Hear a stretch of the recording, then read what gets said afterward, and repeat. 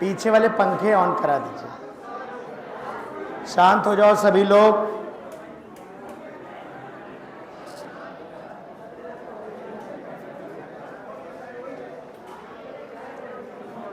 चलिए, तो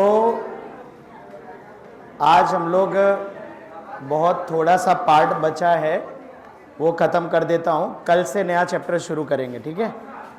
आज मैं शुरू नहीं कर रहा हूँ, बेनिफिट ऑफ डाउट दे रहा हूँ थोड़ा सा कि हम लोग तो थर्मोडायनेमिक्स में मैंने ऑनलाइन लेक्चर में एडियाबैटिक, कोई बात नहीं तो देख लेना जाके, लापरवाह बनना बंद करो, इतने दिन का टाइम था। चलिए,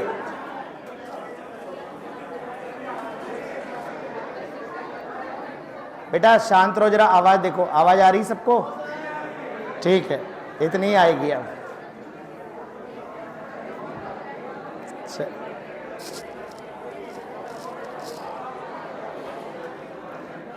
चलिए, तो लास्ट टर्म पे मैं जो पढ़ाया था ऑनलाइन में एक रिवीजन दे देता हूं।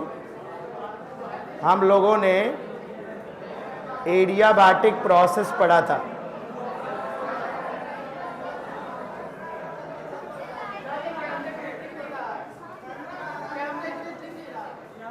कैमरे की वजह से दिख नहीं रहा।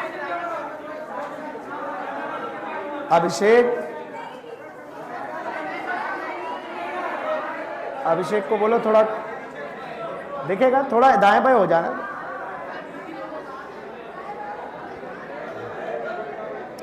शोर मचाना बंद करो भाई तुम। ठीक है, चलो। तो एडियाबैटिक प्रोसेस एक ऐसा प्रोसेस होता था जिसमें हीट एक्सचेंज नहीं होती थी, नो हीट एक्सचेंज। मैं 10 मिनट में रिवाइज करा दे रहा हूं जो लेक्चर था, फॉर्मूले वगैरह देख लो। एडियाबैटिक प्रोसेस में कोई हीट एक्सचेंज नहीं होती थी। तो उसमें बताओ जरा मुझे, डेल्टा क्यू की वैल्यू क्या होती थी? 0। डेल्टा क्यू की वैल्यू 0 होती थी। डी क्यू भी क्या होता था? 0।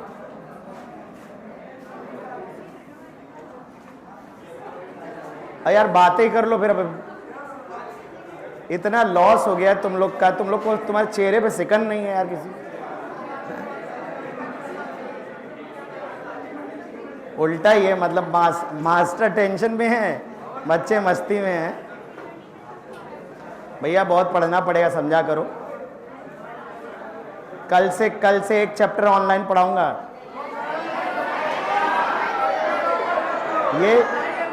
ये जो एक हफ्ते का लॉस हुआ, रिकवर कैसे होगा? 10 दिन ऑनलाइन क्लास लूंगा। अच्छा, इसी में एक्स्ट्रा क्लास लें ऑफलाइन? ठीक है, चलो बताओ इक्वेशन ऑफ प्रोसेस क्या था, बताओ।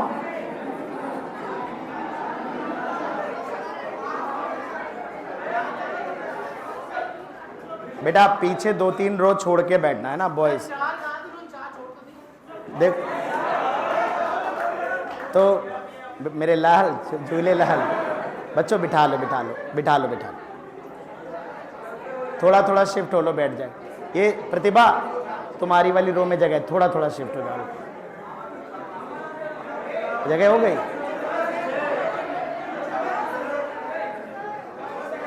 देखो तुम लोग अब इन सब कामों के लिए मुझे परेशान ना करना यार। मुझे सिर्फ पढ़ाने की आदत है कि तुम ये सब परेशान करोगे, मैं डिस्टर्ब हो जाऊंगा। वैसे मैं ऑलरेडी बहुत डिस्टर्ब हो चुका हूं। पिछले 4 दिन में 3 किलो वजन कम हो गया है मेरा।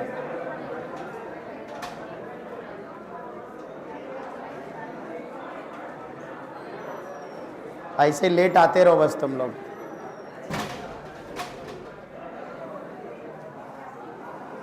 बेटा रेड शर्ट, बेटा तुम पीछे चले जाओ, एक रो छोड़ दो, गर्ल्स बैठ जाएंगी। बैठ जाओगे तुम लोग यहाँ? जस्ट अच्छा खिसक जाओ।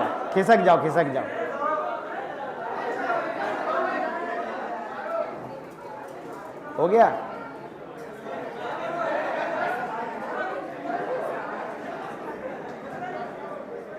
ओह, ये जो दो बच्चे बैठे, ये तुम लोग बेटा एक रो पीछे चले जाओ जस्ट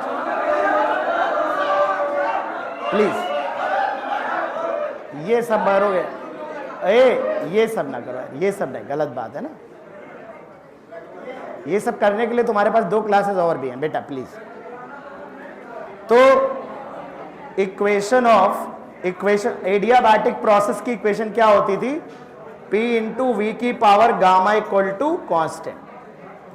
टेम्परेचर और वॉल्यूम में होती थी T इंटू वी की power gamma minus 1 equal to constant.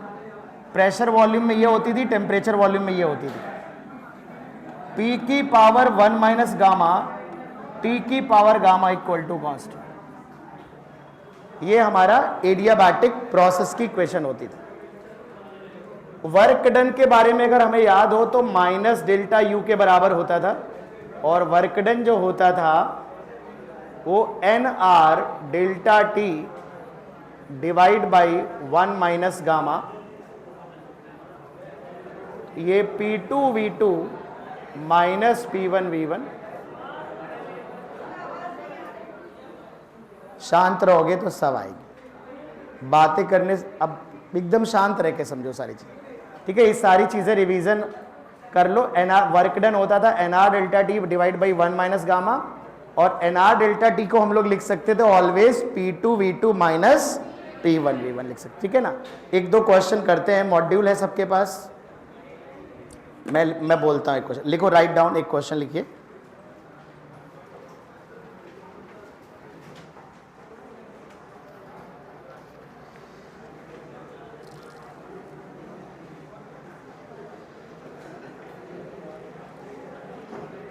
अच्छा, एडियाबैटिक प्रोसेस में जो मोलर हीट कैपेसिटी होती थी वो क्या होती थी?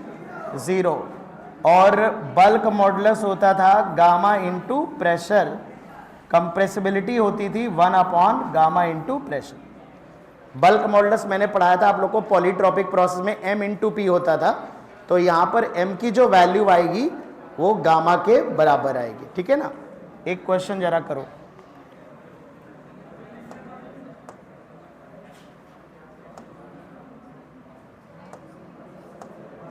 हाँ, अच्छा ये तो इसके लिए शेट,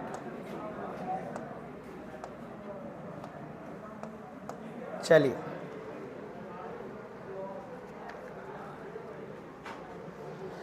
एक क्वेश्चन लिखो सभी लोग, राइट डाउन एक क्वेश्चन। ये क्वेश्चन नंबर हमारे असाइनमेंट में 265। इसमें लिखा है volume of A poly atomic gas. सबके पास है? हाँ, सब असाइनमेंट तो वही घर पे जाके देख लेना।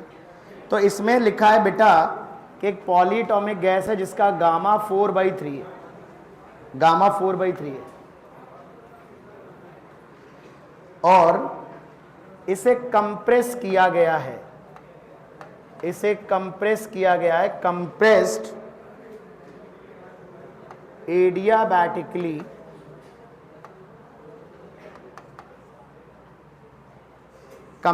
Adiabatically to 1/8 of the 1/8 of the original volume।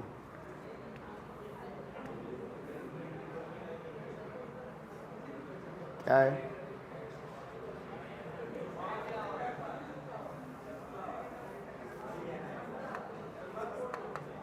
Original volume 1/8 of original volume तक हम लोगों ने इसे कंप्रेस किया है।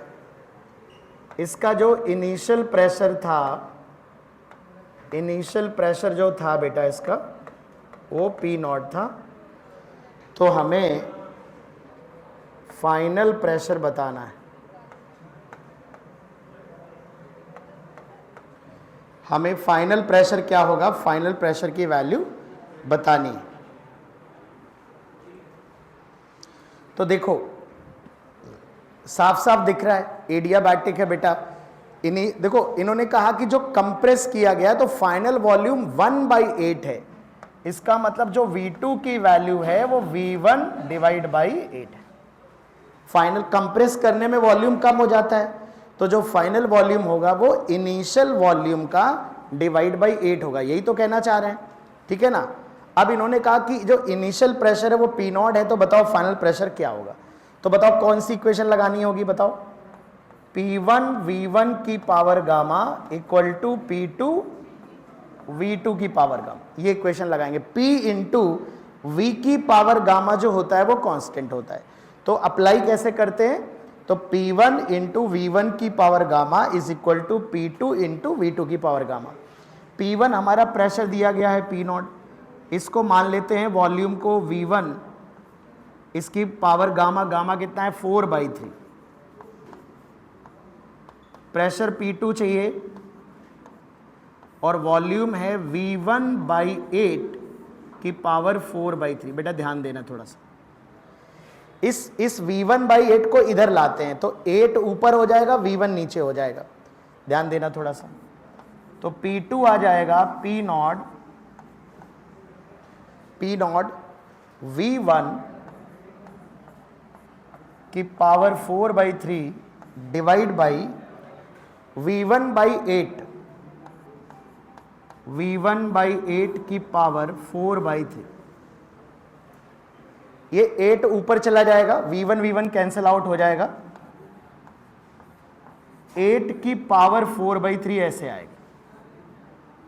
अब अगर मुझे 8 की पावर 4/3 लिखना है तो देखो, अगर मैं 8 को चाहूं तो 2 की पावर 3 लिख सकता हूं, 2 इंटू 2 इंटू 2 लिख सकता हूं ना।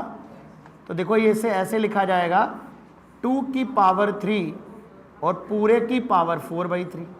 पावर के ऊपर जब पावर होती है तो पावर क्या होती है, मल्टीप्लाई। तो यहां पर प्रेशर आ जाएगा P नॉट 2 की पावर 4 इंटू 4/3 इंटू 3, तो ये 3 कट जाएगा, 2 की पावर 4 16 होगा, तो आंसर आ जाएगा 16 P नॉट। इस तरह के सवाल इसलिए मैं तुम्हें करवा रहा हूं 2-4 सवाल, क्योंकि यहां पर कैलकुलेशन इंपॉर्टेंट होती है। यहां पर आपको पावर्स के कैलकुलेशन में बहुत खेलना पड़ता है और एग्जाम में क्वेश्चन भी आते हैं, इस बात को थोड़ा ध्यान रखना। तो अगर इनिशियल प्रेशर P नॉट था तो फाइनल प्रेशर 16 P नॉट हो जाएगा, ठीक है ना। तो इसको फटाक से लिखो, एक सिमिलर क्वेश्चन और करके दिखाओ मुझे।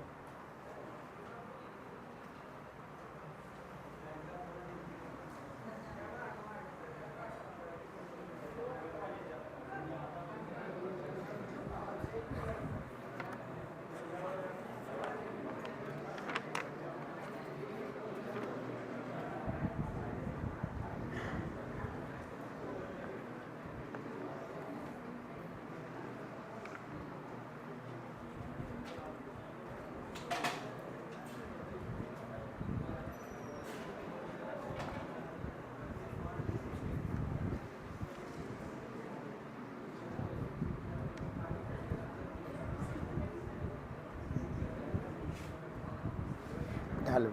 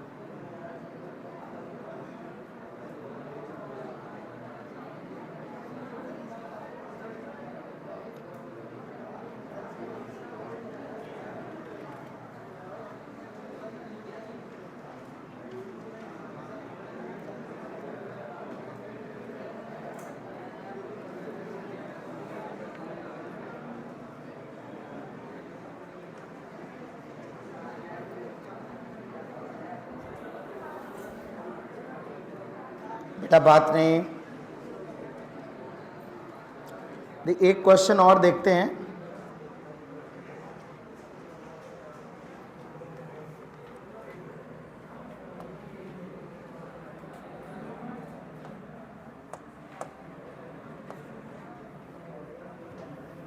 देखिए एक क्वेश्चन देखते हैं, क्वेश्चन नंबर है 261।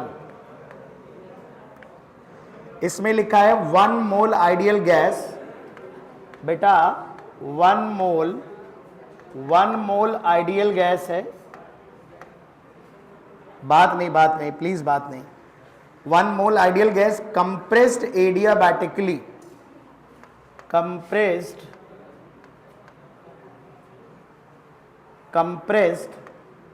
एडियाबैटिकली, एडियाबैटिक कंप्रेशन किया है बेटा, और जब इसे कंप्रेस किया है तो 27 डिग्री सेंटीग्रेड इसका टेम्परेचर था, और जब इसे कंप्रेस किया है तो 102 डिग्री सेंटीग्रेड इसका टेम्परेचर हो गया।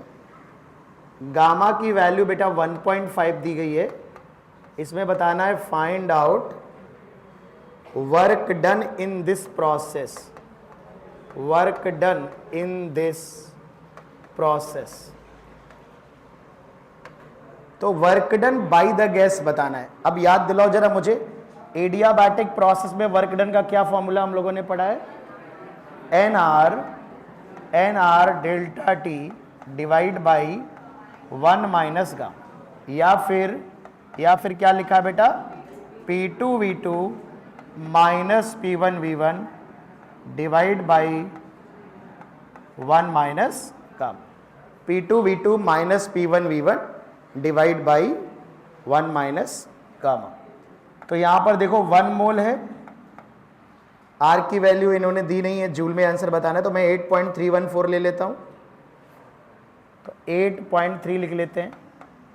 डेल्टा टी की वैल्यू बताओ क्या आएगी, घटाओ जरा दोनों को, 75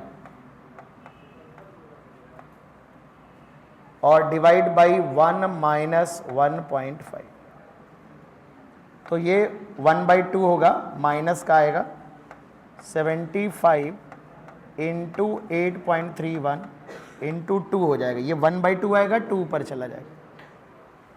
तो क्या आंसर आ रहा है? 1245 आएगा नियर अबाउट। ऑप्शन में 2 ही दिए, 625 और 1245, तो 15 8 120। देखो 75 दूनी 150 हो जाएगा, और 150 का 15 ले लो, 15 8 120, तो 1200 से थोड़ा ज़्यादा आएगा, तो ये माइनस का 1245। ये है work done by the gas. तो जो work done by the gas है वो माइनस का 1245 जूल हो जाएगा। तो एडियाबैटिक प्रोसेस पे जो क्वेश्चन आते हैं वो मोस्टली जो आते हैं वो फॉर्मूला बेस्ड या स्लोप से रिलेटेड बातें जो आती हैं उस तरह के क्वेश्चन आते हैं। एक चीज़ मैंने और बताई थी कि एडियाबैटिक प्रोसेस का जो स्लोप होता है पीवी कर्व का, और जो आइसोथर्मल प्रोसेस का स्लोप होता है उसमें क्या रेशियो होता है? गामा का। याद है कि नहीं? एडियाबैटिक प्रोसेस का जो स्लोप होता है वो मैग्नीट्यूड में गामा टाइम्स होता है आइसोथर्मल प्रोसेस के स्लोप का। मैं याद दिला देता हूं फॉर्मूला। एडियाबैटिक प्रोसेस का बेटा स्लोप होता था माइनस गामा P/V, है ना, एडियाबैटिक में। और आइसोथर्मल प्रोसेस का स्लोप बताओ क्या होता था? माइनस का P/V आइसोथर्मल। ये हमारा स्लोप होता था। तो जो एडियाबैटिक प्रोसेस का स्लोप होता गामा टाइम ज़्यादा होता था। मैंने आपको ग्राफ बना के ये भी दिखाया था कि कैसे पहचानेंगे कौन सा एडियाबैटिक है कौन सा आइसोथर्मल है। टेंजेंट ड्रॉ करके हम देखते थे, जिसकी टेंजेंट ज़्यादा वर्टिकल होती थी वो एडियाबैटिक होता था, है ना। तो जैसे इसमें कुछ क्वेश्चंस दिए हैं और भी, एक हमारे असाइनमेंट में क्वेश्चन नंबर 259 है। मैं ऑप्शन बोलता हूँ, आप बताइएगा कौन सा सही है। इसमें लिखा graph between PV diagram for isothermal and adiabatic process are drawn, the relation between their slope. तो सीधे सीधे हो जाएगा। तो रिलेशन क्या हो जाएगा बेटा?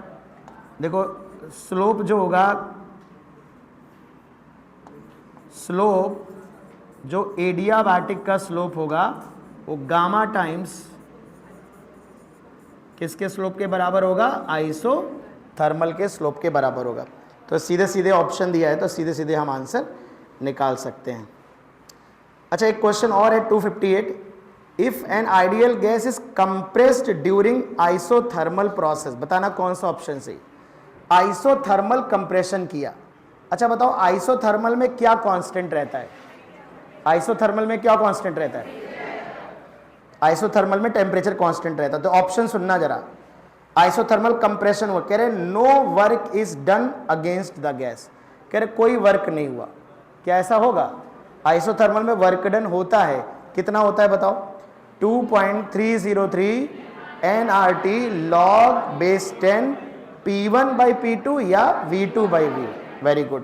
तो यहाँ कंप्रेशन में गैस के द्वारा किया गया वर्क डन नेगेटिव रहा होगा और जो हमारे द्वारा गैस पर किया गया वर्क डन होगा वो पॉजिटिव रहे।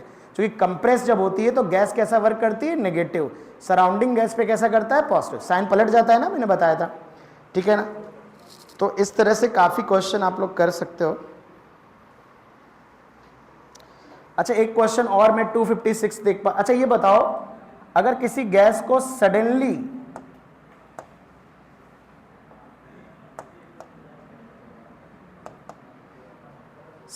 कंप्रेस किया जाए 256 से, सडन प्रोसेस कराया जाए, मैंने एकदम एंड में बताया था लेक्चर, सडन, तो एडियाबैटिक होता है कि आइसोथर्मल? क्यों एडियाबैटिक क्यों होता है? क्योंकि उसे हीट एक्सचेंज करने का टाइम नहीं मिलता। तो जब सडनली कंप्रेशन कराया जाएगा या सडनली एक्सपेंशन कराया जाएगा तो उस प्रोसेस को हमेशा एडियाबैटिक मानकर करेंगे। तो एक क्वेश्चन 256 हमारे उसमें दिया है बुकलेट में, कह रहे एयर है, एयर को डायटोमिक मान के गामा की, नाइट्रोजन ऑक्सीजन होती है मेनली, तो 1.4 मान लेते हैं गामा। कह रहे इसको सडनली कंप्रेस किया गया, सडनली कंप्रेस्ड।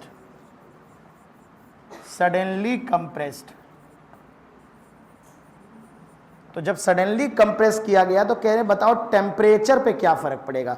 पहला ऑप्शन है फॉल, गिर जाएगा, दूसरा राइज, बढ़ जाएगा, तीसरा रिमेन अनचेंज्ड, और चौथा है फर्स्ट राइज देन फॉल। कैसे सोचेंगे? तो सबसे पहले देखो सडनली कंप्रेस से हमारे मन में विचार आना चाहिए कि प्रोसेस कैसा होने वाला है? एडियाबैटिक। तो एडियाबैटिक प्रोसेस का विचार मन में आना चाहिए। एडियाबैटिक प्रोसेस का विचार मन में आने के बाद आपको यह देखना है कि कंप्रेशन हुआ है तो वॉल्यूम कम हो रहा होगा। वर्क डन बाय गैस कैसा होगा बताओ? नेगेटिव। अरे होगा कि नहीं होगा? कंप्रेशन में volume work done by gas कैसा होता है? नेगेटिव। अब आपको मैथमेटिकल प्रोसेस पे नहीं जाना, फर्स्ट लॉ ऑफ थर्मोडायनेमिक्स से सोच सकते हो। देखना जरा, तो अगर delta Q equal to delta U plus W, adiabatic में डेल्टा क्यू क्या होता है बेटा? 0। तो बताओ डेल्टा यू जो होता है बताओ माइनस डब्ल्यू के बराबर होगा कि नहीं होगा?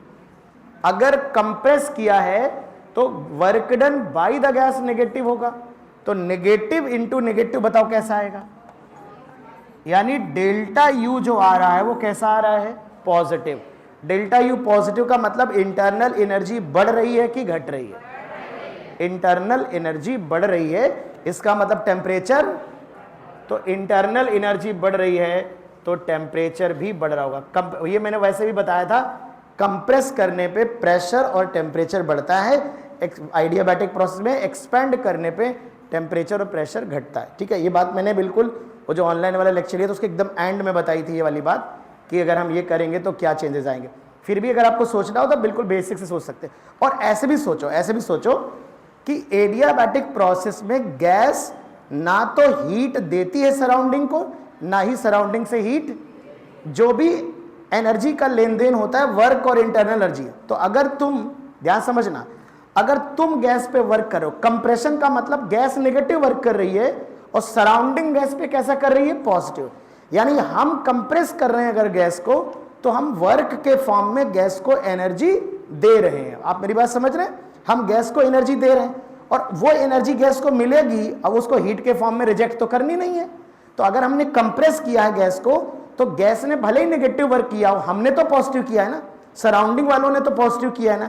तो जब कंप्रेशन किया जाता है तो सराउंडिंग W गैस नेगेटिव होता है, work done by surrounding on the gas positive होता है। तो बेसिकली वर्क के फॉर्म में हम एनर्जी दे रहे हैं, तो वो एनर्जी मिलेगी तो इंटरनल एनर्जी बढ़ जाएगी। क्यों? क्योंकि वो एनर्जी वो रख लेगा जेब में अपने, क्योंकि वो हीट वीट के फॉर्म में, या तो ये होता आइसोथर्मल प्रोसेस में क्या होता है कि हम वर्क देते हैं वो हीट के फॉर्म में रिजेक्ट कर देता है, इंटरनल एनर्जी बढ़ने नहीं देता, टेम्परेचर कांस्टेंट रहता है।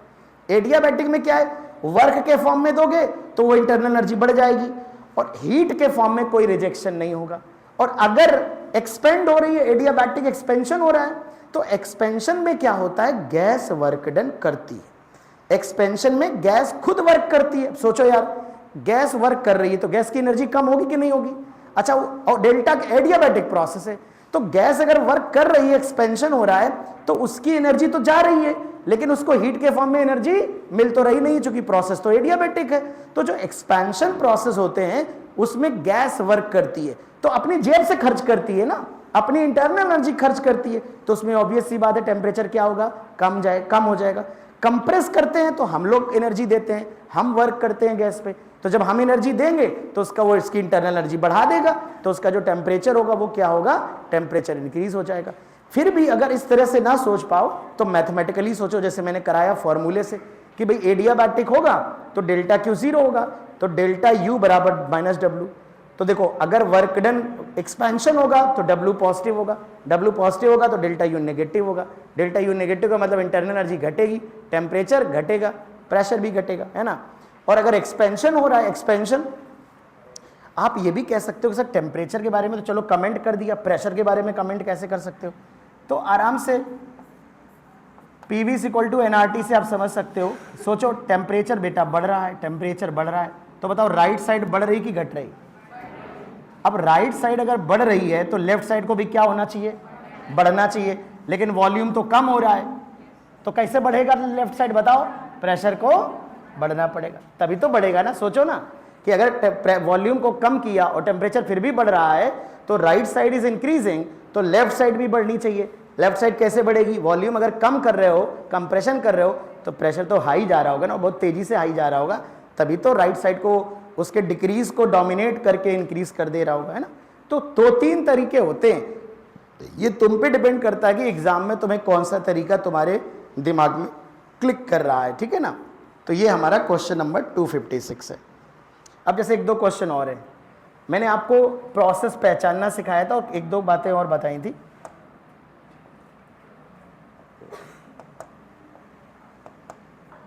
कि अगर मैं यहां पे बना रहा हूं, देखना चाहता, 3 प्रोसेस बनाऊंगा, एक बनाऊंगा आइसोबारिक, पहचानना कौन सा वाला आइसोबारिक है, कौन सा आइसोथर्मल है, एक बनाऊंगा आइसोथर्मल, एक बनाऊंगा एडियाबैटिक। V1 वॉल्यूम से V2 वॉल्यूम तक जा रहे हैं। अब मुझे इन 3 में से बता दो कौन सा प्रोसेस आइसोथर्मल, कौन सा प्रोसेस एडियाबैटिक, कौन सा प्रोसेस आइसोबारिक। पहला वाला प्रेशर कांस्टेंट है, साफ साफ दिख रहा होगा। दूसरा वाला, दूसरा वाला एडियाबैटिक, एक चमाट लग जाएगी अभी। स्लोप से देखेंगे, नालायको, स्लोप से देखेंगे। देखो, इसका टेंजेंट ऐसा है, इसका टेंजेंट ऐसा है। मोर वर्टिकल टेंजेंट किसका है? नीचे वाले का। तो स्लोप किसका ज्यादा है? नीचे वाले का। तो ये है आइसोथर्मल, ये है, और ये है। सवाल ये पूछा जाता है कि अगर सेम इनिशियल वॉल्यूम से सेम फाइनल वॉल्यूम तक एक्सपेंशन हो तो बताओ वर्क डन किसमें सबसे ज्यादा होगा? सबसे ज्यादा वर्क डन, सबसे ज्यादा वर्क डन आइसोबारिक में। फिर कैसे देख रहे हो? एरिया से ही तो देख रहे हो, ये वाला, बस समझ रहे हैं ना। तो कई बार इस क्वेश्चन में बिना डायग्राम बनाए यही सवाल पूछेगा। कैसे पूछेगा? कहेगा हमारे पास एक आइडियल गैस है, एक बार उसको V1 से V2, P1 pressure V1 volume पे है गैस, एक बार उसको हमने आइसोबारिकली V1 से V2 एक्सपेंड किया, एक बार हमने उसको आइसोथर्मली एक्सपेंड किया, और एक बार हमने उसको एडियाबैटिकली एक्सपेंड किया V1 से V2। तो बताओ किस केस में गैस वर्क सबसे ज्यादा करेगी? बात समझ रहे हो? किस केस में फाइनल प्रेशर जो होगा वो सबसे कम होगा? एडियाबैटिक में। देख रहे हो, सबसे नीचे चला गया ना ग्राफ, तो P की वैल्यू फाइनली सबसे कम किस में होगी? एडियाबैटिक में। तो इस तरह के क्वेश्चन देखिए, जो कैलकुलेशन वाले सवाल होते हैं, जो बड़े सवाल बनते हैं, उनमें टाइम बहुत लगता है, वो सवाल नहीं आते हमारे एग्जाम में। या तो ग्राफ का क्वेश्चन आएगा, या तो थ्योरेटिकल क्वेश्चन आएगा इसमें, और या फिर to the point P1 V1 की पावर गामा इक्वल टू, इस तरह से डायरेक्टली क्वेश्चन आएगा, है ना।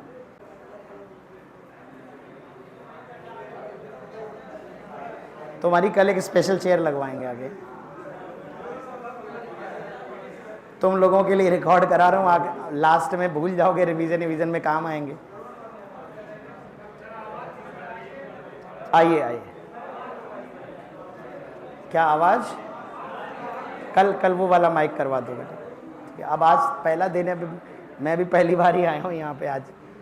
चलिए, तो फ्री एक्सपेंशन क्या होता है? देखो, जब गैस एक्सपेंड होती है तो किसी के अगेंस्ट एक्सपेंड होती है। जैसे अगर मैं आपको बेटा बात नहीं बिल्कुल भी, मान लो यहाँ पिस्टन है, यहाँ से गैस को हीट कर रहे हो और हीट करने में ये गैस एक्सपेंड होगी तो पिस्टन का वेट नीचे लगेगा, ऊपर से बेटा बात नहीं, ऊपर से एटमॉस्फेयर का प्रेशर नीचे लगेगा, उसके अगेंस्ट गैस एक्सपेंड होगी। लेकिन अगर कभी गैस को एक्सपेंड होना और सामने वैक्यूम हो, वैक्यूम में एक्सपेंड हो रही हो, तो उसे फ्री एक्सपेंशन कहते हैं। फ्री एक्सपेंशन में गैस के द्वारा किया गया वर्क डन जीरो होता है। तो आप कुछ ऐसे लिख लो, जैसे मान लो बेटा यहां पर ये हमारे पास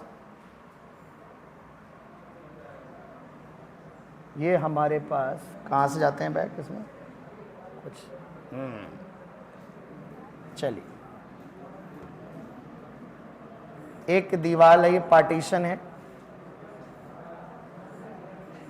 और ये मान लो हमने इसको रुकावट लगा रखी। यहां पे गैस का प्रेशर P0 है, वॉल्यूम V0 है, टेम्परेचर T0 है।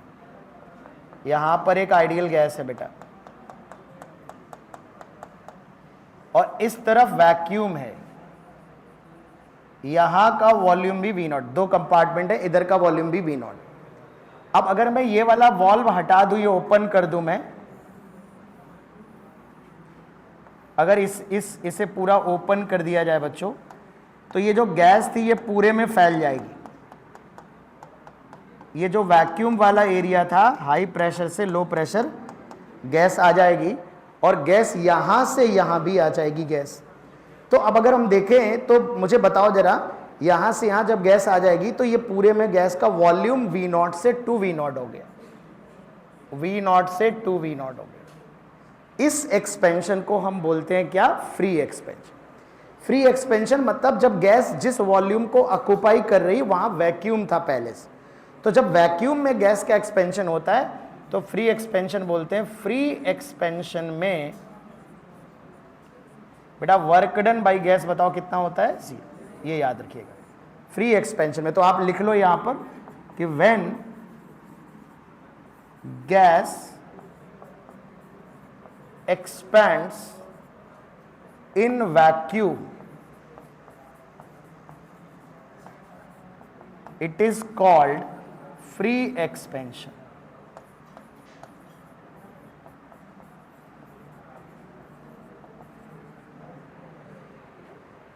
वैक्यूम जो होता है उसे, वैक्यूम में जो एक्सपेंशन होता है उसे फ्री एक्सपेंशन कहते हैं, और फ्री एक्सपेंशन में वर्क डन जीरो होता है। फ्री एक्सपेंशन की जो कंडीशन होती है वो ये होती है कि उसका जो वर्क डन होता है वो जीरो होता है।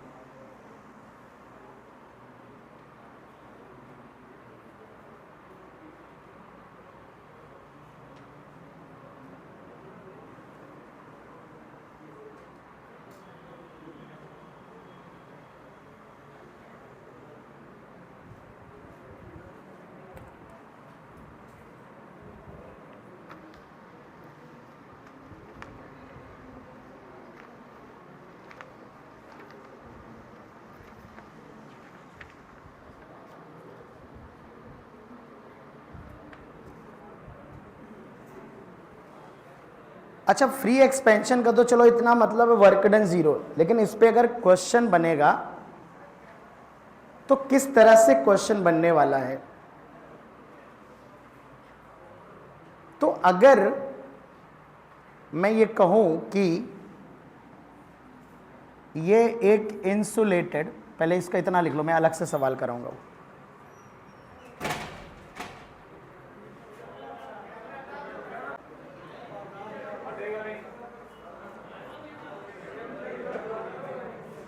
तो W नोट कर लिया,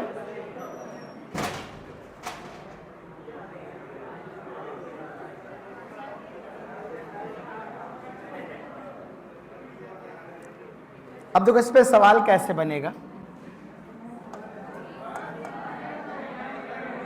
लिखा नहीं, अरे फिसड्डी कहेंगे, लिख जल्दी।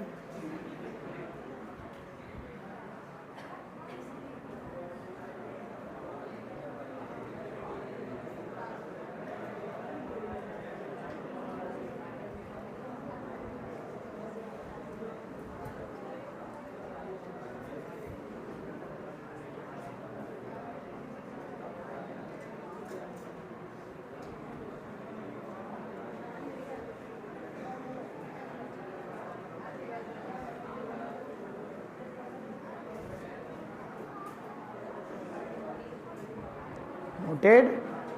अब एक सवाल देखो इस पे करते हैं, बात नहीं बिल्कुल भी।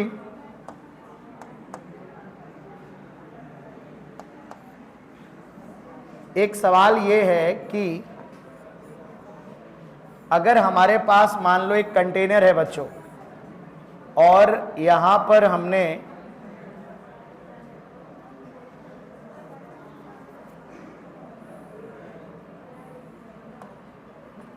ये एक मासलेस पिस्टन है, और इस तरफ वैक्यूम है, यहां गैस का pressure P0, volume V0, temperature T0। Gas का pressure P0, volume V0, temperature T0 है, और इस पिस्टन को छोड़ दिया गया। पिस्टन इज रिलीज्ड, अभी कोई किसी ने पकड़ के रखा होगा तभी गैस इधर नहीं भाग पा रही है। जैसे पिस्टन को बेटा छोड़ दोगे तो पिस्टन बिल्कुल यहां किनारे आ जाएगा, और ये गैस हमारी पूरी 2V वॉल्यूम में एक्सपैंड हो जाएगी। आपको ये दिया गया है कि ये जो ये बर्तन है ये इंसुलेटेड है, ये पूरा का पूरा जो चैम्बर है ये पूरा इंसुलेटेड है, इसमें बिल्कुल कोई भी हीट ना अंदर से बाहर आएगी ना बाहर से अंदर जाएगी। तो आपको बताना है ये फाइनल स्टेट है, फाइनल फाइंड करना है। फाइंड क्या फाइंड करना है बेटा? फाइनल प्रेशर और फाइनल टेम्परेचर।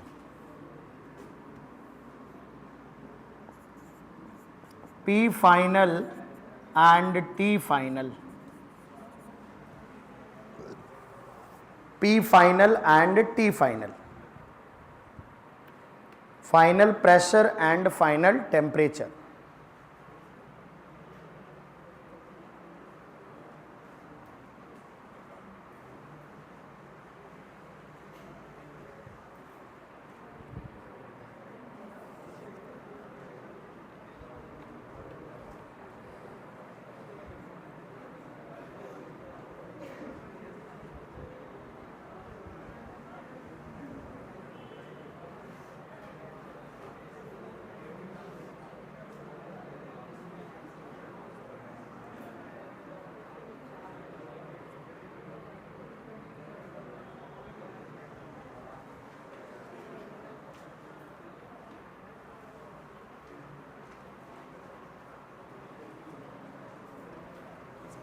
जरा सोचकर बताओ मुझे क्या आंसर आएंगे।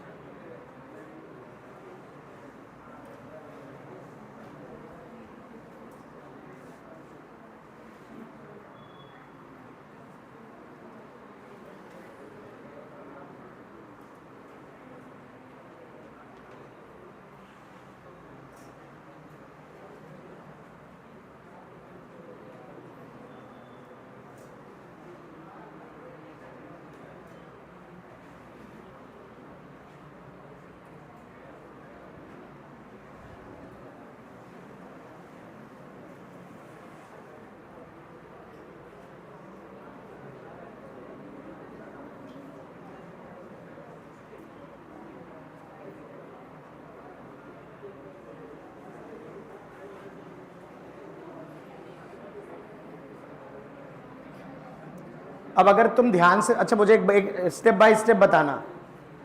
अगर ये पूरा चैम्बर इंसुलेटेड है तो मुझे बताओ डेल्टा क्यू कितना होगा यहाँ पर? डेल्टा क्यू 0 होगा, बहुत बढ़िया। और वर्क डन कितना होगा यहाँ पर? वर्क डन क्यों 0 है? फ्री एक्सपेंशन है। डेल्टा क्यू जीरो क्यों था? एडियाबैटिक कंटेनर है, कंटेनर इंसुलेटेड है और हमने कोई हीटर वीटर भी नहीं लगाया है, ठीक है। अच्छा बताओ तो डेल्टा यू कितना होगा? ये कैसे जीरो हुआ? फर्स्ट लॉ ऑफ थर्मोडायनेमिक्स से। फर्स्ट लॉ ऑफ थर्मोडायनेमिक्स से कह सकते हैं delta Q is equal to delta U plus W, delta U plus W. तो अगर ये चीज बेटा जीरो है, ये चीज जीरो है, तो डेल्टा यू भी क्या हो जाएगा? जीरो हो जाएगा। इसका मतलब बताओ टेम्परेचर कोई चेंज होगा? बताओ तो टी फाइनल क्या वही होगा जो टी इनिशियल होगा, यानी कि पूरे गैस का टेम्परेचर सेम रहने वाला है, ठीक है। अच्छा टेम्परेचर अगर सेम है, चेंज नहीं हो रहा है, तो देखो पीवी बराबर एनआरटी में अगर टेम्परेचर सेम है बेटा, चेंज नहीं हो रहा है, तो बताओ मुझे क्या होगा? क्या P इंटू वी कॉन्स्टेंट हो जाएगा? बताओ अगर टेम्परेचर चेंज ही नहीं हो रहा है तो P इंटू वी कॉन्स्टेंट हो जाएगा। तो P1 V1 बराबर क्या P2 V2 लगा सकते हैं क्या यहाँ पे? तो देखो वॉल्यूम बढ़ रहा है तो प्रेशर घट जाएगा। तो पहले प्रेशर अगर P0 था, वॉल्यूम V0 था, बाद में प्रेशर P2 है, वॉल्यूम जो हो रहा है डबल हो जा रहा है 2V0। तो देखो यहाँ से जो P2 की वैल्यू आएगी P फाइनल, वो P0 डिवाइड बाई क्या आएगी? 2।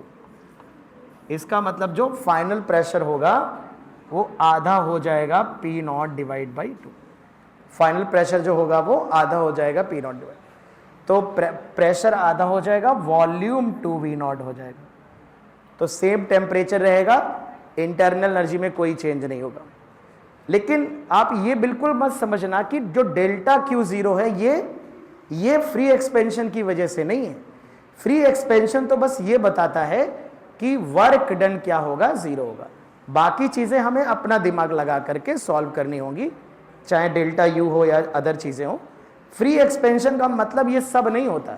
फ्री एक्सपेंशन बस ये चीज बताता है कि गैस अगर वैक्यूम में एक्सपेंड हो रही है, गैस भाई कोई एनर्जी लेने वाला ही नहीं, यहाँ पर किसके अगेंस्ट वर्क करे, है ना। यहाँ पिस्टन में मास भी नहीं है। मास होता तो चलो ये होता है कि गैस वर्क डन करती तो जो पिस्टन को काइनेटिक एनर्जी मिल जाती, पिस्टन पे फोर्स लगाती, पिस्टन एक्सेलरेट करता। उस केस में ये फ्री एक्सपेंशन नहीं होता। यहाँ एक बहुत बड़ा डाउट होता है बेटा, अगर ये पिस्टन जो मैंने मासलेस लिया है, यदि इस पिस्टन में मास होता, भले ही इस तरफ वैक्यूम होता, तो इस गैस का जो एक्सपेंशन होता वो फ्री एक्सपेंशन नहीं कहलाता। फ्री एक्सपेंशन तभी बोल सकते हैं जब कोई एनर्जी लेने वाला इधर है नहीं। तो ये मासलेस है, मासलेस पिस्टन है तो उसके पास काइनेटिक एनर्जी भी जीरो होगी। मास ही नहीं है तो एनर्जी कहाँ से आएगी? समझ रहे हैं ना। तो यहाँ पर एक डाउट करवा सकता है आपको। इस पिस्टन में कह देगा पिस्टन इसके पास कुछ मास है, और एक में मासलेस पिस्टन कर देगा, कहेगा किस केस में गैस का वर्क डन जीरो होगा। ऐसे दे देगा दोनों में जीरो होगा, दोनों में नॉन जीरो होगा, मासलेस वाले में जीरो होगा, मास वाले में नॉन जीरो, मास वाले में जीरो, मासलेस वाले में नॉन जीरो। तो हमें पता है जब मासलेस पिस्टन है तो it is a free expansion. लेकिन अगर पिस्टन में मास होगा तो गैस वर्क करेगी, और वो वर्क जब गैस यहां से बेटा फोर्स लगाएगी तो ये जो पिस्टन होगा ये एक्सेलरेट करेगा, और वो जो वर्क होगा वो पिस्टन को काइनेटिक एनर्जी के फॉर्म में मिलेगा। पिस्टन टकराएगा उस दीवार से तो काइनेटिक एनर्जी से जाके टकराएगा, धड़ाम से ये पिस्टन यहाँ पे टकराएगा, है ना। अभी तो इसके पास है ही नहीं एनर्जी, तो टकराने का कोई मतलब ही नहीं है, हम उस पर बात ही नहीं कर रहे हैं उस विषय पे, है ना। तो कई बार क्या होता है, कंफ्यूजन क्या है, जैसे बच्चों को सिर्फ वैक्यूम दिखता है, वैक्यूम, तो वर्कडन का आंसर तुरंत जीरो लिख देते हैं, फिर वो पिस्टन विस्टन नहीं देखते। उन्हें ये याद आता है कि सर ने वैक्यूम बताया था, और इसका जो है वो पेपर बनाने वाला फायदा उठाता है इस बात का। ठीक है, मैं क्वेश्चन दिखाता हूं आपको, देखो कैसे क्वेश्चन बन सकता है। अगर मैं आपसे कहूं, एक क्वेश्चन मैं आपको दे रहा हूं, ये मेरे पास बेटा एक कंटेनर है और यहां पर पिस्टन है, पिस्टन का मास m है, यहां गैस है, ये फ्रिक्शनलेस पिस्टन है, फ्रिक्शनलेस, और जो पिस्टन है उसको इज रिलीज्ड फ्रॉम रेस्ट।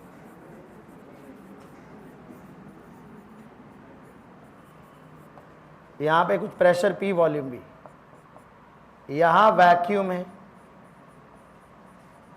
अब यहां पे पूछेगा कि work done by the gas, option A positive होगा, ग्रेटर देन 0 मतलब पॉजिटिव, लेस देन 0 मतलब नेगेटिव, इक्वल टू 0 मतलब कांट बी सेड।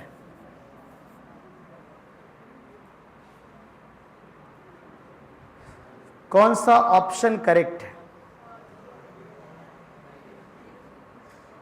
प्रश्न ये उठता है कि जैसे बच्चों, देखो गड़बड़ क्या होती है, जैसे बच्चों ने देखा वैक्यूम, बच्चों के मन में क्या विचार आएगा, कौन सा एक्सपेंशन हो रहा है, फ्री, तुरंत आंसर क्या टिक कर देंगे, 0, तुरंत गलत हो जाएगा सब।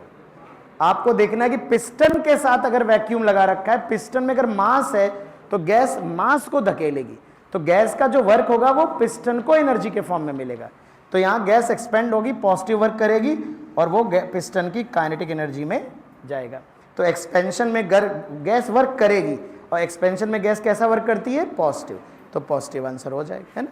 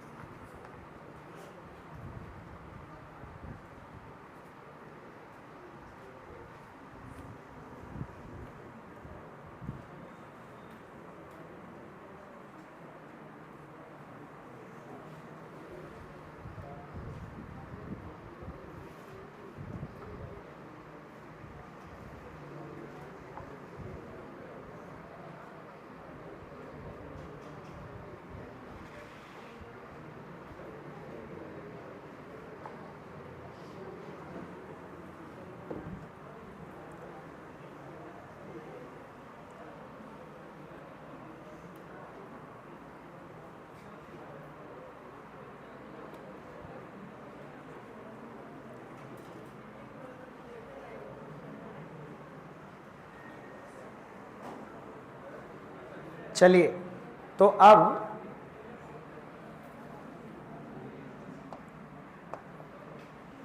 हम थोड़ा सा बात करेंगे साइक्लिक प्रोसेस के बारे में।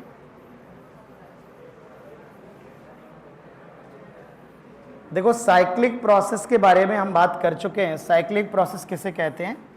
मान लो किसी एक थर्मोडायनेमिक स्टेट से हम गए और अगर हम मल्टीपल प्रोसेस करते हुए वापस वहीं आ गए, मान लो ए से गए बी, बी से सी, सी से डी, डी से ए, तो इस तरह के थर्मोडायनेमिक प्रोसेस को हम साइक्लिक प्रोसेस कहते हैं। अच्छा, मुझे बताओ साइक्लिक प्रोसेस में क्या है कि जिस प्रेशर से गए थे वहीं आ जाएंगे वापस, तो बताओ जो इनिशियल प्रेशर था वही फाइनल होगा।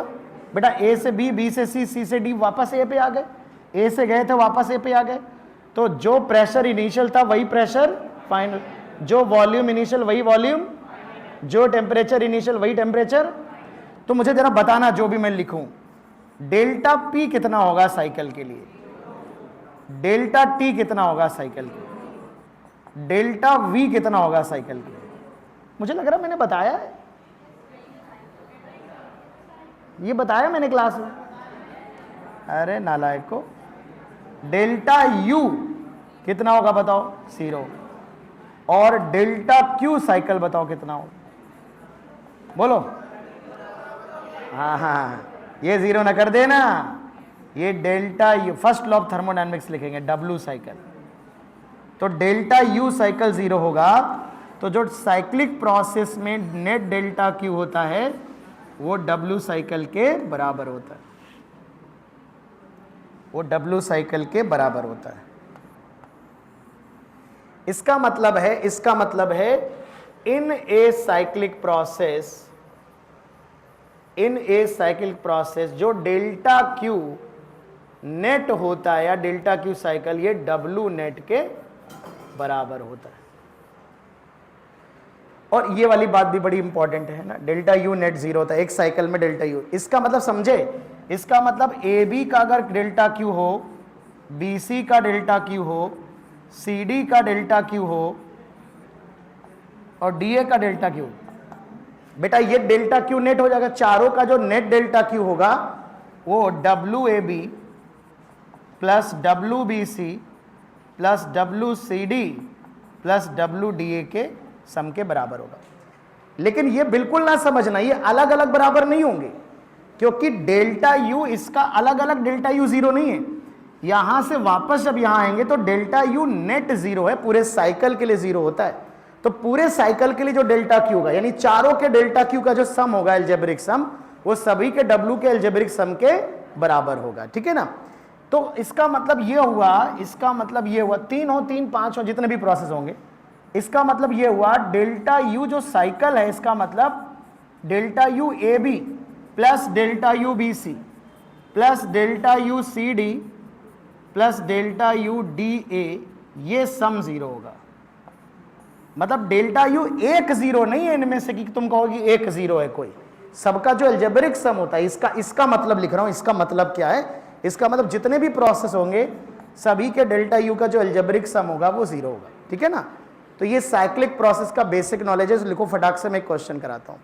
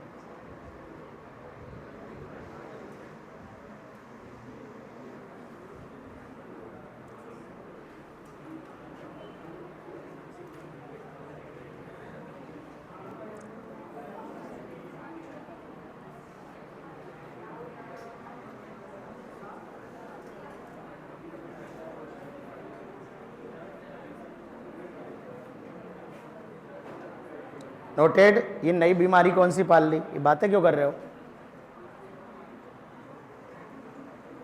2 दिन में नई बीमारी आ जाती तुम लोगों के अंदर।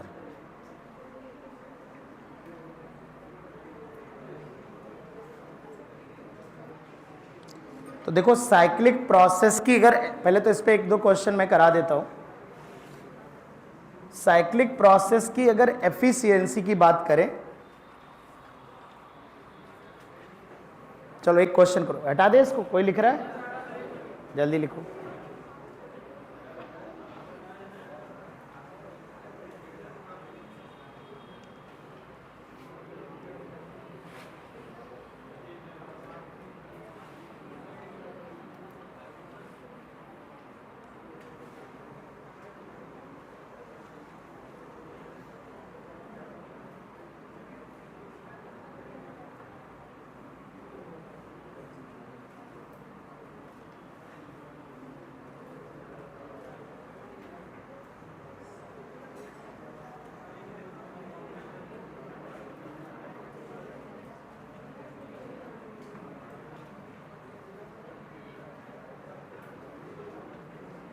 आइए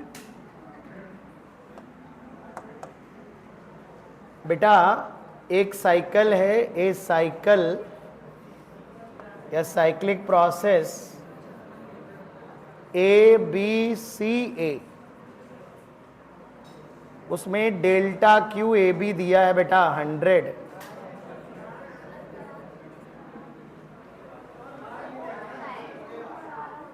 क्या ये ऐसा करा चुके हैं? वही तो मैं पूछ रहा था थोड़ी देर पहले। हेडिंग लगाओ, efficiency of a cyclic process और हीट इंजन।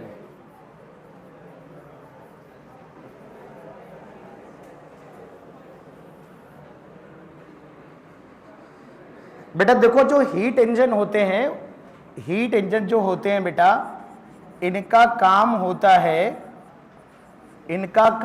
है बेटा, ये हीट को मैकेनिकल वर्क में कन्वर्ट करते हैं। काय में कन्वर्ट करते हैं बेटा?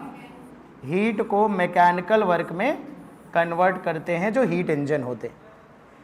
लेकिन कोई भी इंजन ऐसा नहीं होता जो सारी हीट को मैकेनिकल वर्क में कन्वर्ट कर दे। जो हम हीट देते हैं उसका कितने परसेंट मैकेनिकल वर्क बना है, इसी को एफिशिएंसी कहते हैं। हीट इंजन जो होता है बेटा, ये बेस्ड होते हैं based on cyclic thermodynamic process. ये बेटा बेस्ड ऑन होते हैं साइक्लिक थर्मोडायनेमिक प्रोसेस पे आधारित होते हैं। तो जैसा कि हमने कहा कि मान लो किसी इंजन को हमने 100 जूल हीट दी, तो वो इंजन 100 जूल हीट को पूरा 100 जूल मैकेनिकल वर्क में कन्वर्ट नहीं कर पाता, थोड़ी बहुत हीट लॉस हो जाती है बेटा। मान लो हमने 100 जूल हीट दी, उसमें से 30 जूल हीट लॉस हो गई उसके प्रोसेस में, केवल 70 जूल हीट ही वर्क में कन्वर्ट हो पाई 100 में से, तो हम कहेंगे हमारे हीट इंजन की जो एफिशिएंसी है वो 70% एफिशिएंसी, जो क्योंकि वो हमारे द्वारा दी गई हीट के 70% हीट को मैकेनिकल वर्क में कन्वर्ट कर देता है। So this efficiency will be 70%। जो लॉस हो गई हीट वो तो चली गई, वो वर्क में कन्वर्ट ही नहीं हुई। तो कैसे डिफाइन करते हैं बेटा एफिशिएंसी? ये होता है net work done by gas पर साइकिल। एक साइकिल में गैस ने कितना वर्क डन किया बेटा, ठीक है, divide by heat absorbed by gas from source in one cycle. ये फ्रैक्शनल एफिशिएंसी 100 से गुणा कर दोगे तो परसेंटेज एफिशिएंसी आएगी। तो बेटा इसको ऐसे लिखा जाता है डब्ल्यू नेट, एक साइकिल में गैस ने कितना वर्क डन किया, और डिवाइड बाय क्यू पॉजिटिव, ये फ्रैक्शनल, ये फ्रैक्शनल एफिशिएंसी है। अगर परसेंटेज एफिशिएंसी चाहिए तो W net divide by Q positive into 100% आ जाएगी। अच्छा याद रखिए, जो डब्ल्यू नेट होता है वो क्यू नेट के बराबर ही होता है। तो अगर मैं चाहूं तो डब्ल्यू नेट को क्यू नेट भी लिख सकता हूं, divide by Q positive multiplied by 100%।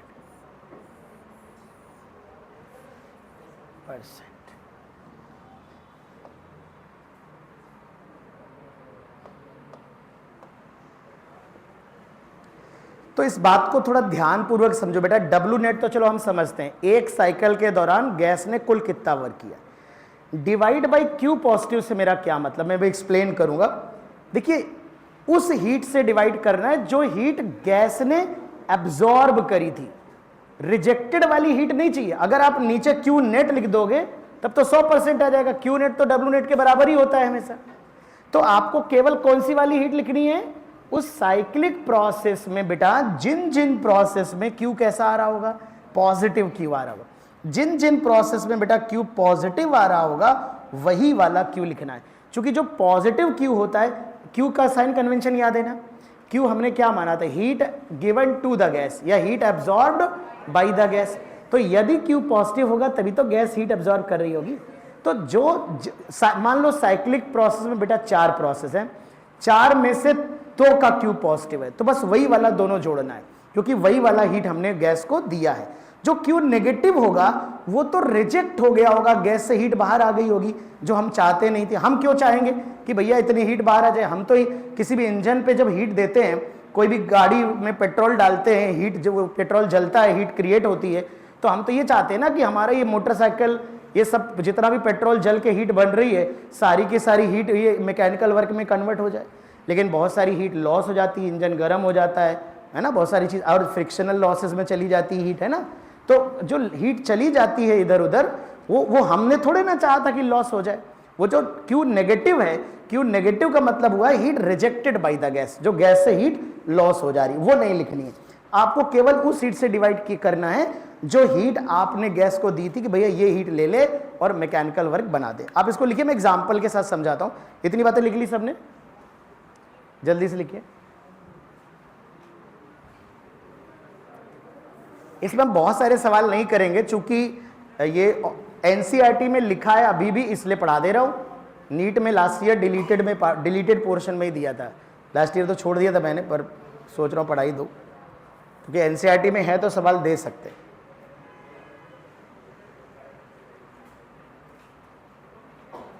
लिख लिया? कोई लिख रहा है?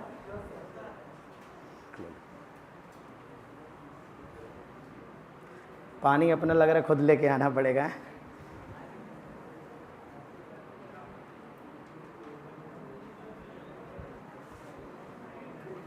कोई नहीं,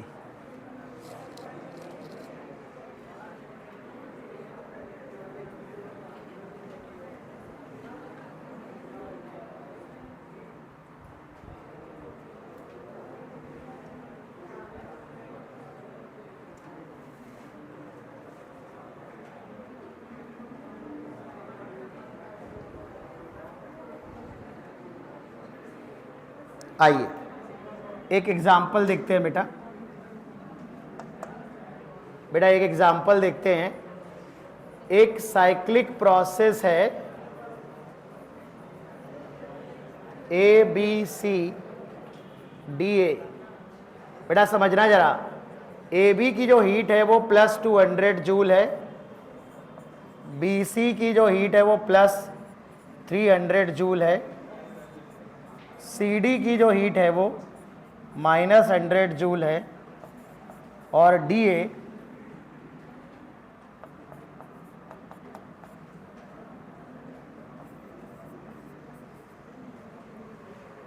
अब अगर हमसे कहा जाए find out efficiency of cyclic process, engine भी बोल सकता है, कोई प्रॉब्लम नहीं, हीट इंजन भी बोल सकता है। तो अब बहुत ध्यान समझना, सबसे पहले ये देखना, ये 4 प्रोसेस है बेटा। मुझे ये बता दो कि इसमें कौन कौन से प्रोसेस में गैस हीट एब्जॉर्ब कर रही है, और बाकी 2 में तो कुल कितनी एब्जॉर्ब करी?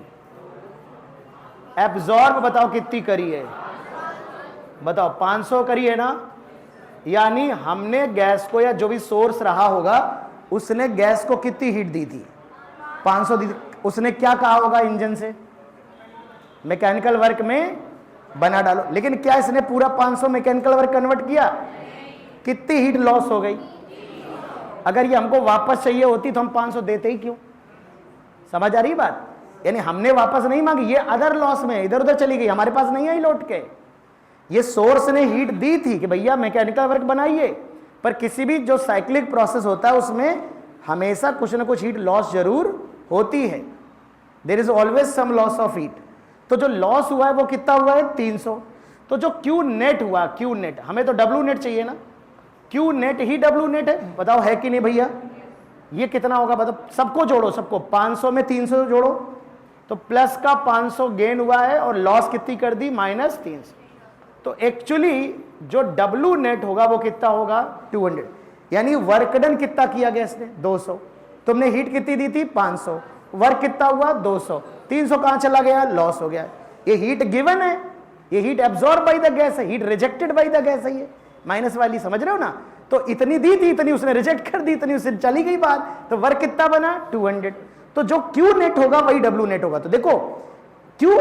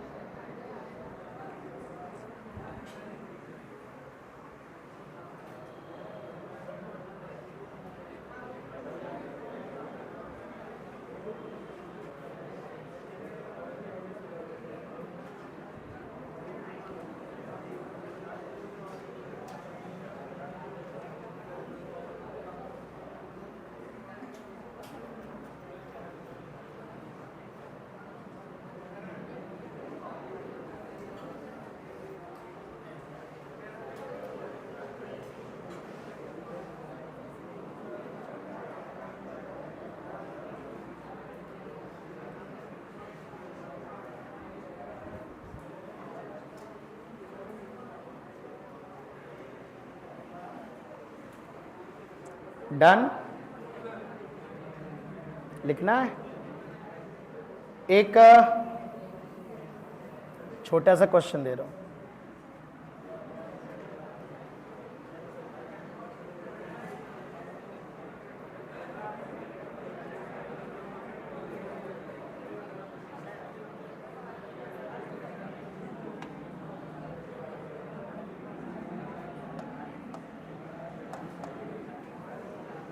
अब जैसे एक अच्छा सवाल देता हूं, बेटा ध्यान से देखो। मान लीजिए कि ये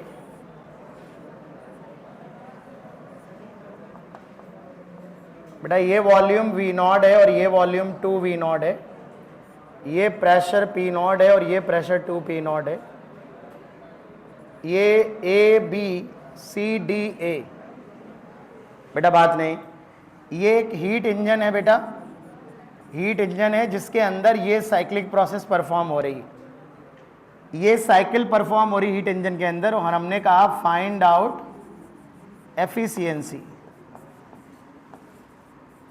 देखिए अगर परसेंटेज में ना पूछा जाए, फ्रैक्शन में आंसर लिखना हो 1/3, 1/4, 1/11 ऐसे, तो 100 से मल्टीप्लाई मत करना। अब यहां पर मोनो एटॉमिक गैस इस्तेमाल हुई, आपको दिया गया है कि मोनो एटॉमिक गैस इस्तेमाल हुई। अब देखो तुम्हें पता है सोल्यूशन कैसे करोगे, कि एफिशिएंसी होती है W net divide by Q positive into 100, अगर मुझे परसेंटेज चाहिए तो। चूंकि देखो जो साइक्लिक प्रोसेस है वो एक पीवी डायग्राम दिया, देखो पीवी ग्राफ दिया है, तो पीवी ग्राफ में जो W साइकिल होता है वो हम निकाल सकते हैं। बताओ कैसे निकालते हैं? एरिया से, जो अंदर का एरिया होता है वही तो पूरे साइक्लिक प्रोसेस का वर्क डन होगा, तो W नेट के तो चक्कर में ना पड़ो, तो एरिया से आ जाएगा। तो बेटा W जो होता है वो इंटीग्रल PdV होता है, तो एरिया से आ जाएगा। तो देखो जो W नेट होगा या W साइकिल, वो ये एरिया हो जाएगा। बोलो कितना, ये वाली लंबाई कितनी है? V not, 2 V not minus V not, और ये वाली कितनी है? 2 P not minus P not, तो एक P नॉट है एक V नॉट है। क्या यही W नेट आएगा? जल्दी बताओ, यही W नेट आएगा ना? तो work done by the gas ये हो जाएगा। अब मुझे केवल क्या चाहिए? पॉजिटिव। अब मेरी बात समझना, चारों प्रोसेस की हीट मत निकालना, ये मूर्खता मत करना, पहले पहचान लो किसका क्यू पॉजिटिव, जो पॉजिटिव वही निकालो। भाई W नेट तो आ ही गया, अब आप क्यों जबरदस्ती क्यों नेगेटिव निकाल के फालतू में अपना टाइम वेस्ट करोगे? तो आपको सोचना होगा कि किसका क्यू पॉजिटिव। देखो देखते हैं, अब सोचोगे कैसे? हमेशा PV इक्वल टू NRT जेब में रखो, जरा जो मैं पूछूं बताते जाना। AB प्रोसेस पहले पहचानो, आइसोबारिक, क्या कांस्टेंट, क्या बढ़ रहा है? प्रेशर कांस्टेंट, वॉल्यूम बढ़ रहा है, तो टेम्परेचर बोलो, तो डेल्टा T, अरे डेल्टा T तो पॉजिटिव नेगेटिव होता है ना, क्या कैसा होगा? टेम्परेचर बढ़ रहा है तो डेल्टा T कैसा होगा? और आइसोबारिक में डेल्टा Q होता है NCP डेल्टा T, तो अगर डेल्टा T पॉजिटिव है तो डेल्टा Q भी कैसा होगा? पॉजिटिव। तो हमारे काम का हम निकाले ले रहे हैं, तो AB जो आएगा QAB, क्या बात, ये होगा बेटा NCP delta T, number of moles N लिख लेते हैं। मोनोएटॉमिक गैस, देखो मोनोएटॉमिक गैस का CV होता है 3R/2, और CP कैसे निकालते हैं? CV प्लस R, R जोड़ देंगे तो कितना होगा? 5R/2। समझना ध्यानपूर्वक। अब देखना जरा, A से B जा रहे हैं, तो B का टेम्परेचर माइनस A का टेम्परेचर, समझना। तो बताओ टेम्परेचर कैसे लिखते हो? Temperature PV equal to NRT, तो अगर आपको टेम्परेचर लिखना है तो क्या लिखोगे? P into V/NR। जरा B पे बताओ, B का कैसे लिखोगे? B का बताओ क्या लिखोगे? B पे प्रेशर कितना है? 2 P नॉट, वॉल्यूम कितना है? तो टेम्परेचर कैसे लिखोगे? 2 P not into 2 V not upon NR, तो 4 P not V not upon NR। लिख दूं सीधे कि पहले यहां लिखूं बाद में पुट करूं? पहले लिख दें, यहां पर 4 P not V not divide by NR minus, ये है बेटा AB में जा रहे हैं ना, AB में, तो B का टेम्परेचर माइनस A का, डेल्टा T लिखना ना, NCP delta T, final temperature minus initial temperature. लिख देता हूं मैं, भरोसा नहीं मुझे तुम लोग। A पे बताओ क्या है? A पे है 2 P नॉट और वॉल्यूम V नॉट, तो 2 P not V not divide by NR,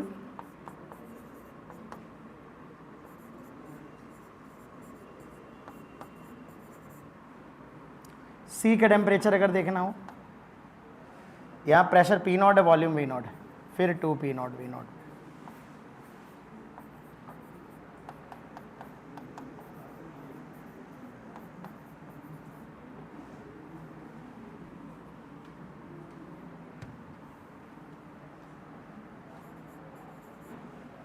आओ, तो यहां 4 पी नॉट वी नॉट, यहां 2 पी नॉट वी नॉट, तो यहां पर ए बी हो जाएगा ये 2 पी नॉट वी नॉट।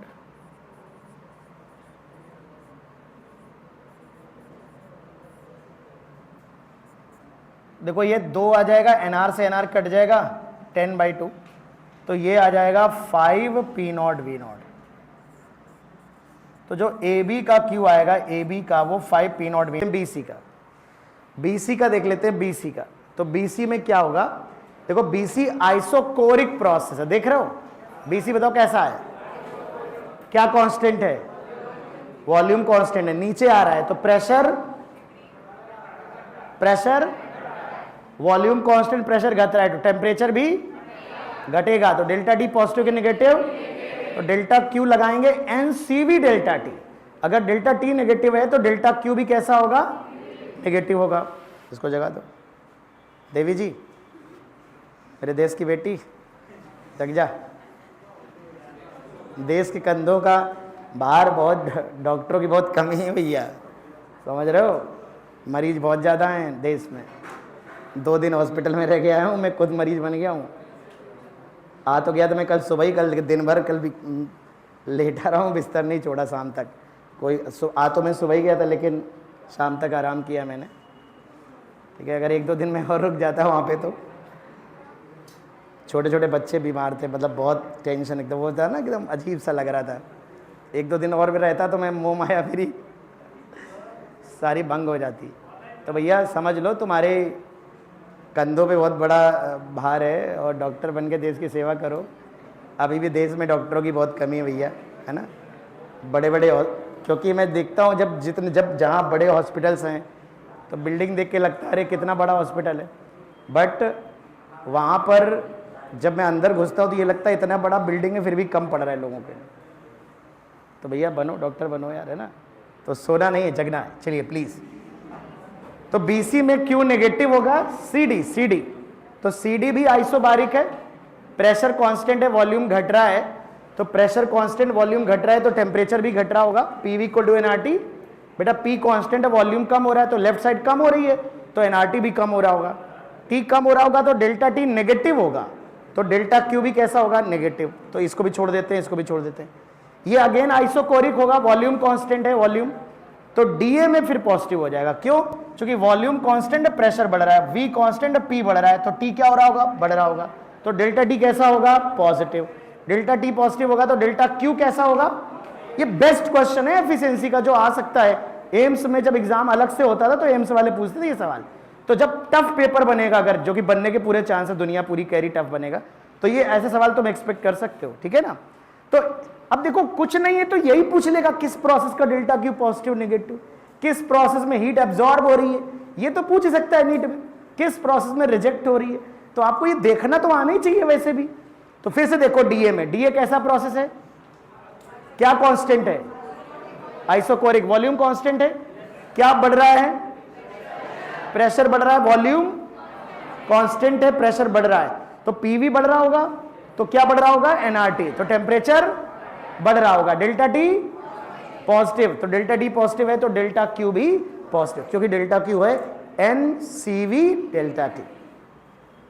चलिए तो अब हम लिख लेते हैं DA, N C V delta T, तो नंबर ऑफ मोल्स एन है, सी वी है 3R/2, डेल्टा टी देखा ए का माइनस बी का, तो 2P0 V0 by NR minus P0 V0 by NR, तो ये 3P0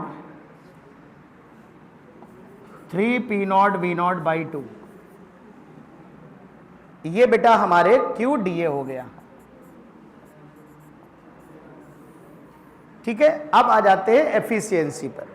तो एफिशिएंसी देखो मैं यहां से लिख देता हूं, एफिशिएंसी कहां लिखूं, यहां लिख देता हूं,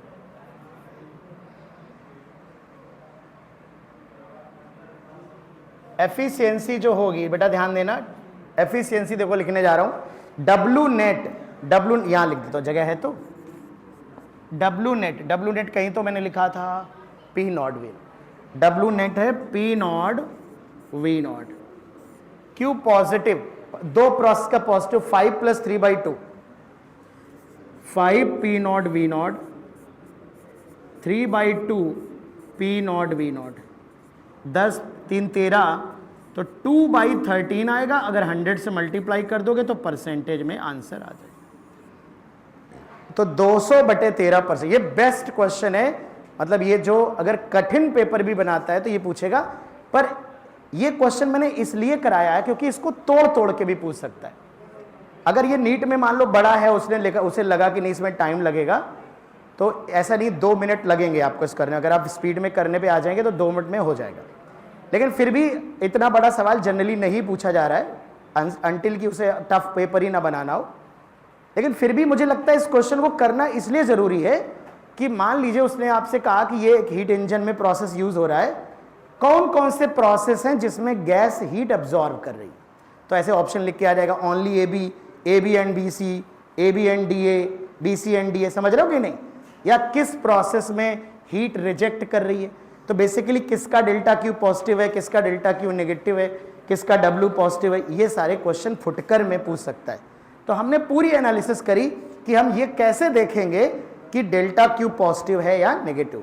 सबसे पहले हम प्रोसेस पहचानते हैं, प्रोसेस के फॉर्मूले के बारे में सोचते हैं कि जैसे आइसोबारिक है तो delta Q NCP delta T, अब N तो पॉजिटिव ही होगा, CP पॉजिटिव ही होगा, तो सारा का सारा दारोमदार डेल्टा टी पे निर्भर कर रहा है कि टेम्परेचर जो चेंज है वो बढ़ रहा है कि घट रहा है।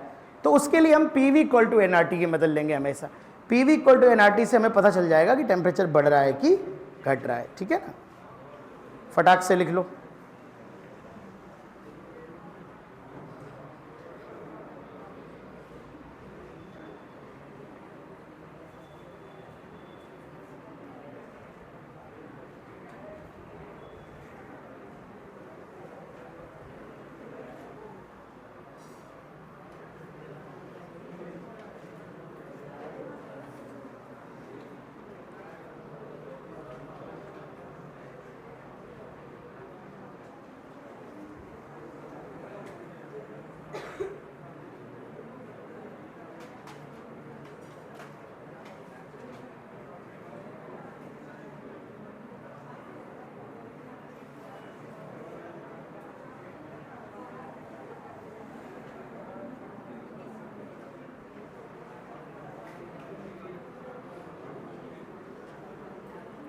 नोटेड,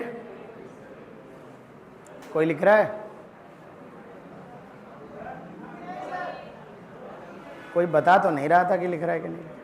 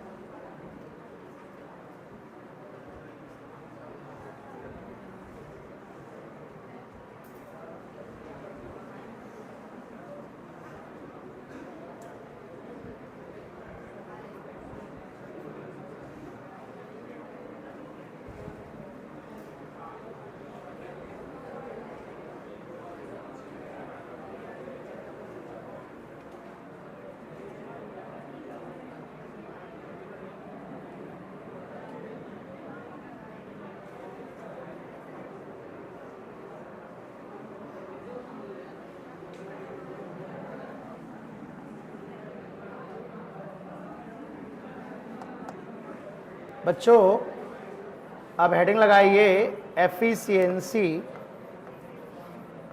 ऑफ कार्नोट इंजन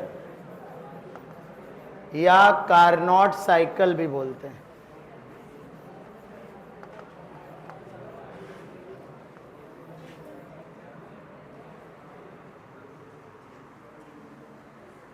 बेटा कार्नोट साइकिल क्या होती है?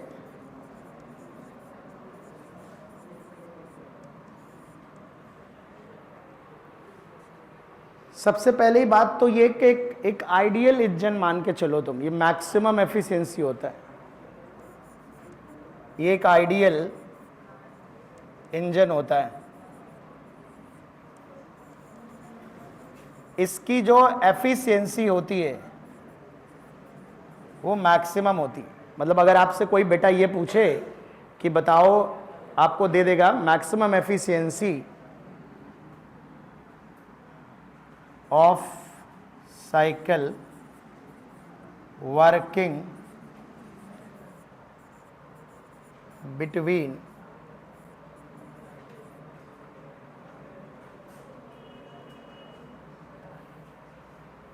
ठीक है, मैक्सिमम एफिशिएंसी पर्याप्त नहीं लिखूंगा पूरा।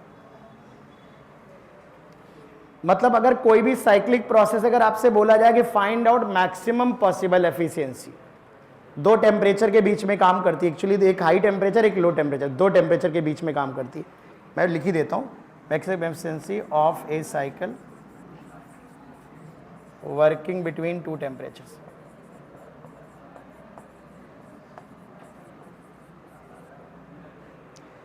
तो अगर आपको ऐसे बोला जाए कि एक हीट इंजन बनाना है, उस पूरी साइक्लिक प्रोसेस में मैक्सिमम टेम्परेचर T1 रहेगा, मिनिमम T2 रहेगा, और T1 T2 के बीच में एक साइक्लिक प्रोसेस काम करेगी। तो बताइए कि मैक्सिमम एफिशिएंसी क्या हो सकती है उस साइक्लिक प्रोसेस की? तो हम समझ जाएंगे कार्नोट इंजन की जो एफिशिएंसी होती है वही बेटा मैक्सिमम एफिशिएंसी होती है। तो याद रखना मैक्सिमम थ्योरेटिकल एफिशिएंसी, और आप कह सकते हो थ्योरेटिकल एफिशिएंसी, इससे ज़्यादा एफिशिएंसी किसी की नहीं होती, इसीलिए आइडियल बोलते हैं। इसको भी एग्जैक्टली बना पाना बहुत मुश्किल काम होता है, इससे ज़्यादा एफिशिएंसी का इंजन तो बना ही नहीं जा सकता। ठीक है, तो इसमें बेसिकली कार्नोट साइकिल में क्या होता है? कार्नोट साइकिल में कंसिस्ट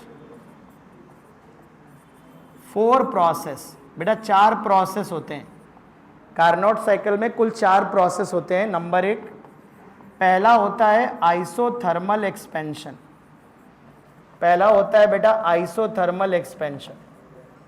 दूसरा होता है एडियाबैटिक एक्सपेंशन, आइसोथर्मल एक्सपेंशन, दूसरा होता है एडियाबैटिक एक्सपेंशन। तीसरा होता है आइसोथर्मल कंप्रेशन, और चौथा होता है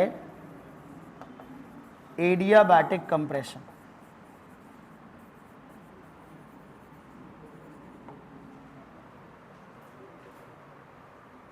तो 4 इसी सीक्वेंस में होते हैं। ये हमारी कार्नोट साइकिल बनती, चारों प्रोसेस मिल करके एक कार्नोट साइकिल बनती। मतलब कार्नो बोलते हैं वैसे तो, कार्नो टी साइलेंट रहता है, पर मेरे मुंह से तो कार्नोट ही निकलता है।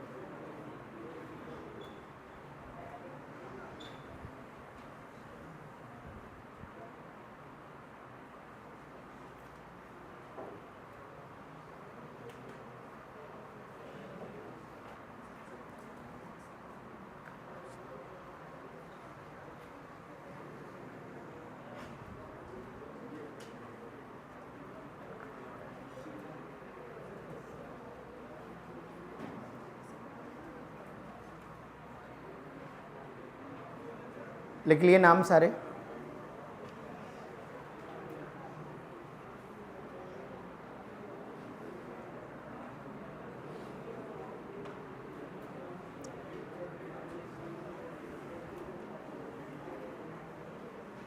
अब देखो इसका अगर मुझे पीवी डायग्राम बनाना हो तो कैसा बनेगा?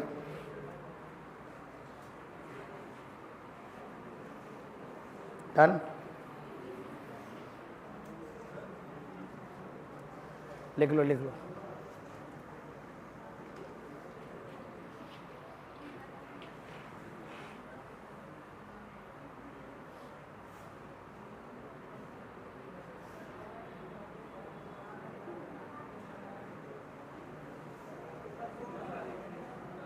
डन। देखो बेटा,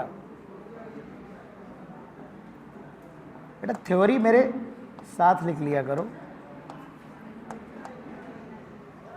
जैसे नाम लिखने, डेफिनेशन लिखने ये तो कर, अब जैसे डायग्राम बनाना है तो बनाओ मेरे साथ, मैं एक्सप्लेन करता हूं।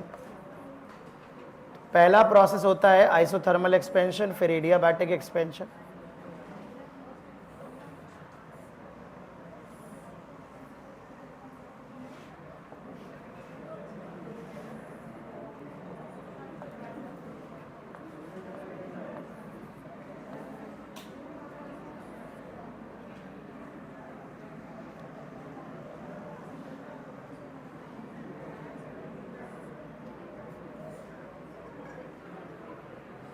बेटा देखो, ये हमारा आइसोथर्मल एक्सपेंशन है, T1 टेम्परेचर पे हो रहा है, ये वाला, ये पहला प्रोसेस है ए बी हमारा आइसोथर्मल एक्सपेंशन। देखो इसका स्लोप ज्यादा है, ये एडियाबैटिक है एक्सपेंशन, देखो ये आइसोथर्मल एक्सपेंशन, ये एडियाबैटिक एक्सपेंशन, फिर ये कंप्रेशन हो रहा है, तो आइसोथर्मल कंप्रेशन, एडियाबैटिक कंप्रेशन। हो सकता है साइकिल बनाने के लिए दे दे, बताओ which of the following is a Carnot cycle.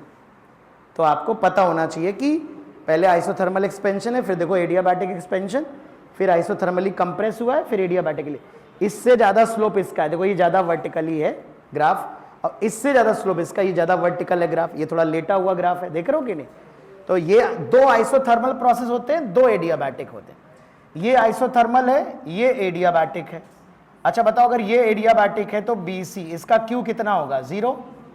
ये आइसोथर्मल है, मान लेते हैं T2 टेम्परेचर पे, और इस वाले का जो Q होगा, DA का Q, ये 0 होगा। तो जो हीट का लेन देन है वो केवल दो ही प्रोसेस में है, समझना। यहां पर मान लेते हैं, यहां पर मान लेते हैं बेटा Q1 आइसोथर्मल एक्सपेंशन, जरा गौर फरमाइएगा, अच्छा बताइएगा।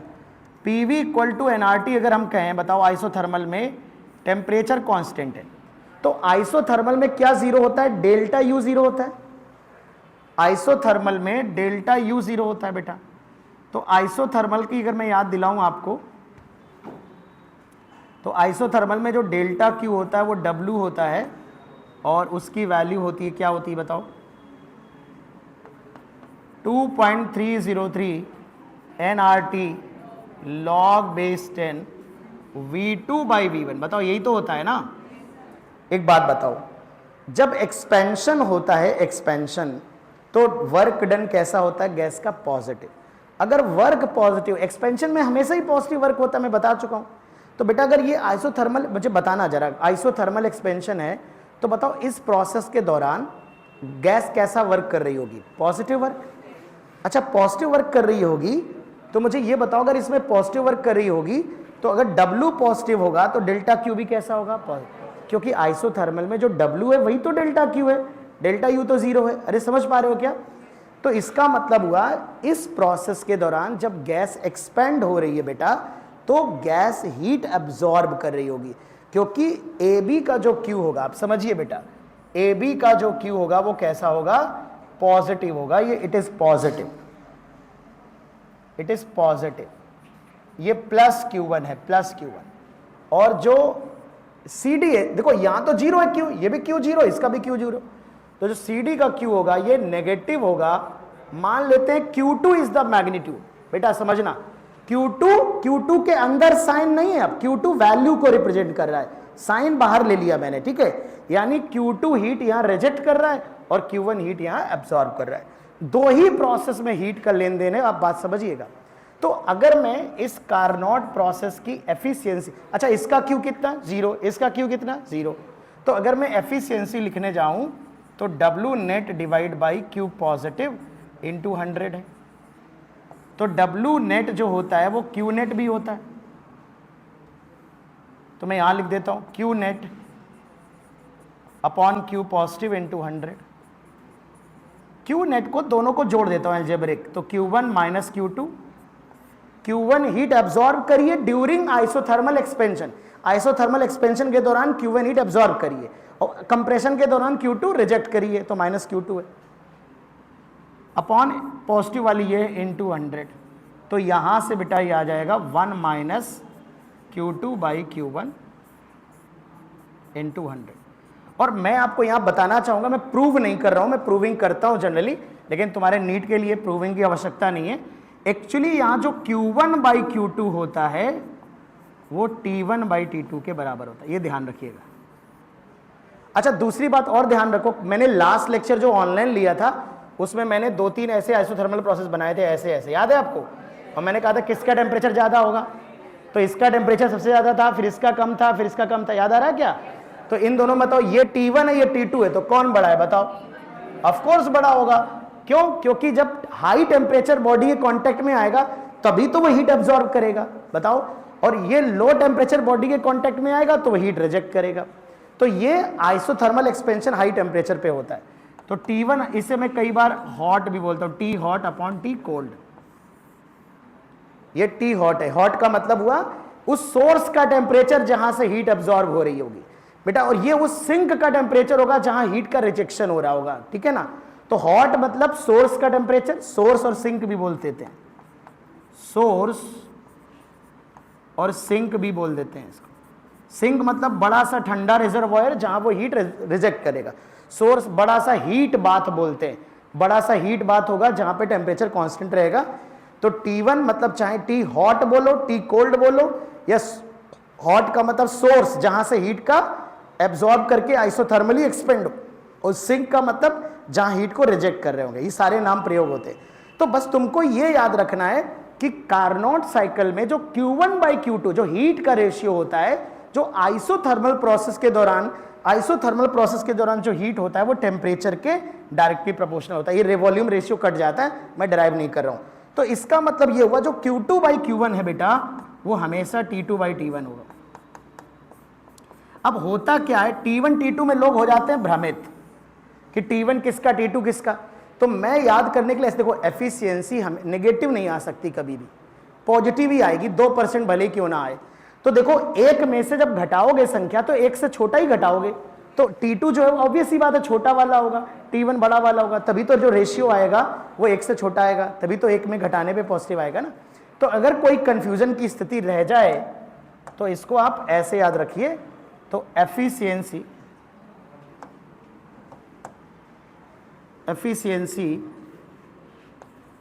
ये है 1 - T cold upon T hot into 100%। ध्यान रहे, एग्जाम में जब भी सवाल आया है टेम्परेचर डिग्री सेंटीग्रेड में दिए गए हमेशा, लेकिन इस्तेमाल काहे में करने हैं? हमेशा सेंटीग्रेड में दिए जाते हैं, हमेशा उनको केल्विन में कन्वर्ट करके तभी फॉर्मूले में रखना है। बहुत कायदे से नीचे लिख लेना टेम्परेचर इन केल्विन। बेटा यहां Q1 क्या है? What is Q1? Q1 is the heat absorbed from the source during isothermal expansion. Q2 क्या है? Heat rejected by the gas during isothermal compression. Hot जो T1 है वो हॉट बॉडी का टेम्परेचर, जिसे सोर्स का टेम्परेचर भी बोलते हैं, और जो T2 है जो कोल्ड टेम्परेचर होगा, जो कंप्रेशन के दौरान जब हीट रिजेक्ट करेगी, ठंडी जगह के कांटेक्ट में आके तो रिजेक्शन होगा हीट का, तभी तो हीट बाहर जाएगी, है ना, उसे सिंक का टेम्परेचर बोलते हैं। तो T हॉट बराबर T1 बराबर T सोर्स, एक ही बात है, सोर्स का टेम्परेचर। T2 कहें, T कोल्ड कहें, T सिंक कहें, एक ही बात है। तो कई बार ऐसे बोल देगा कि एक कार्नो साइकिल है जिसमें सिंक का टेम्परेचर 20 डिग्री सेंटीग्रेड है, सोर्स का टेम्परेचर 40 डिग्री सेंटीग्रेड है, व्हाट इज द एफिशिएंसी? मैं फिर बता रहा हूं, मैं तुम्हें लाख बार कहूंगा फिर भी तुम जल्द 20 डिग्री सेंटीग्रेड और 40 डिग्री सेंटीग्रेड दिया जाएगा तुरंत रख दोगे। तुम काहे में कन्वर्ट करोगे? केल्विन में, तभी उसको इस्तेमाल करना है, बिना केल्विन में कन्वर्ट किए इस्तेमाल नहीं करना है। लिख लो फटाक से, ये दोनों बातें सब लिख लेना नोट लगा के। टेम्परेचर केल्विन में ही यूज कर रहे हैं फॉर्मूले में। तो अगर कोई मैक्सिमम एफिशिएंसी पूछता है तो यही बताएंगे। अगर कार्नो का नाम नहीं भी लेता है और पूछता है what is the maximum efficiency of A engine working between 10 degree centigrade and 30 degree centigrade, 10 degree centigrade और 30 डिग्री सेंटीग्रेड के बीच में काम करने वाले इंजन की ज्यादा से ज्यादा एफिशिएंसी क्या हो सकती है, तो आपको तुरंत समझ जाना है यार मैक्सिमम बात कर रहा है, यानी कार्नो एफिशिएंसी बतानी है। ठीक है, खट से फॉर्मूला लगा देंगे आप। Noted everyone? वॉल्यूम है, आप वॉल्यूम, ये पीवी ग्राफ है बेटा।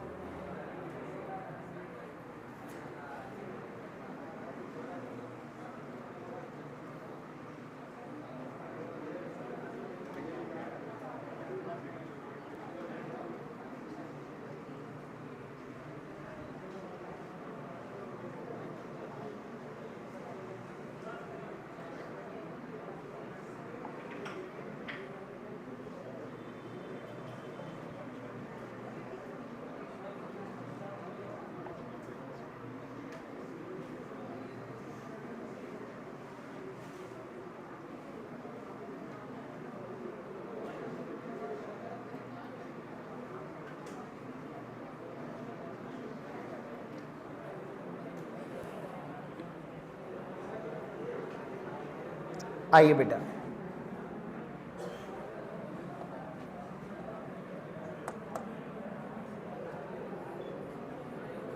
Find out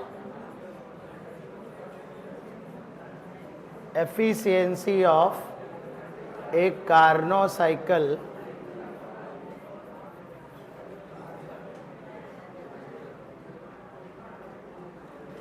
in which temperature of source is 57 degree centigrade, temperature of sink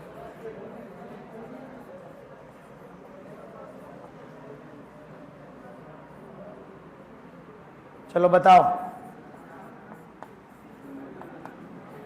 तो 1 minus T cold upon T hot into 100। अब देखो कोल्ड वाला है ये सिंक 27 डिग्री, 27 डिग्री को केल्विन में कन्वर्ट करो, करके दिखाएं क्या? 273 जोड़ देंगे 300 आएगा ना, तो ऊपर 300 आएगा, नीचे बताओ 57 में 273 जोड़ो 330 ना, इंटू 100, तो 330 में 300 घटेगा तो ऊपर बचेगा 30 बटे 330।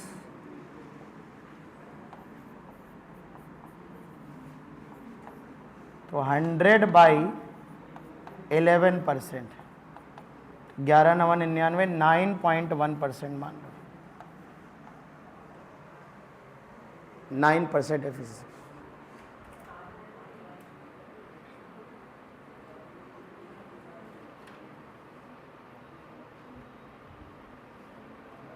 तो कोल्ड वाला सिंक है, हॉट वाला सोर्स है।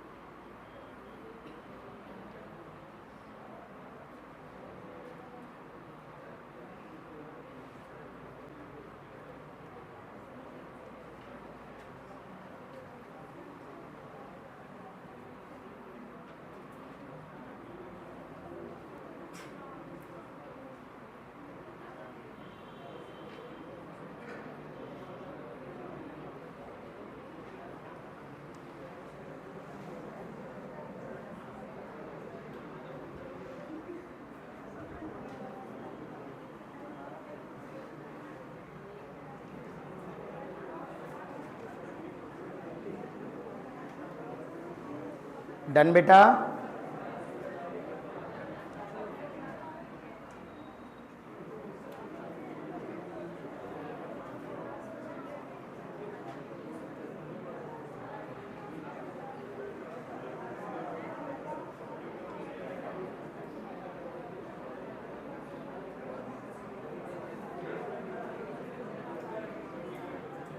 अब देखो ये तो कार्नो इंजन है,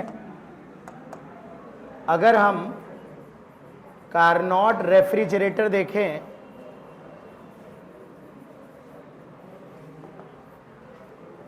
तो कार्नोट रेफ्रिजरेटर का क्या काम होता है? देखो रेफ्रिजरेटर जो होता है वो क्या करता है, वो ठंडी जगह से हीट को एक्सट्रैक्ट करता है, गर्म जगह में थ्रो करता है। तुमने मैथ लिया है? मैथ लिया है?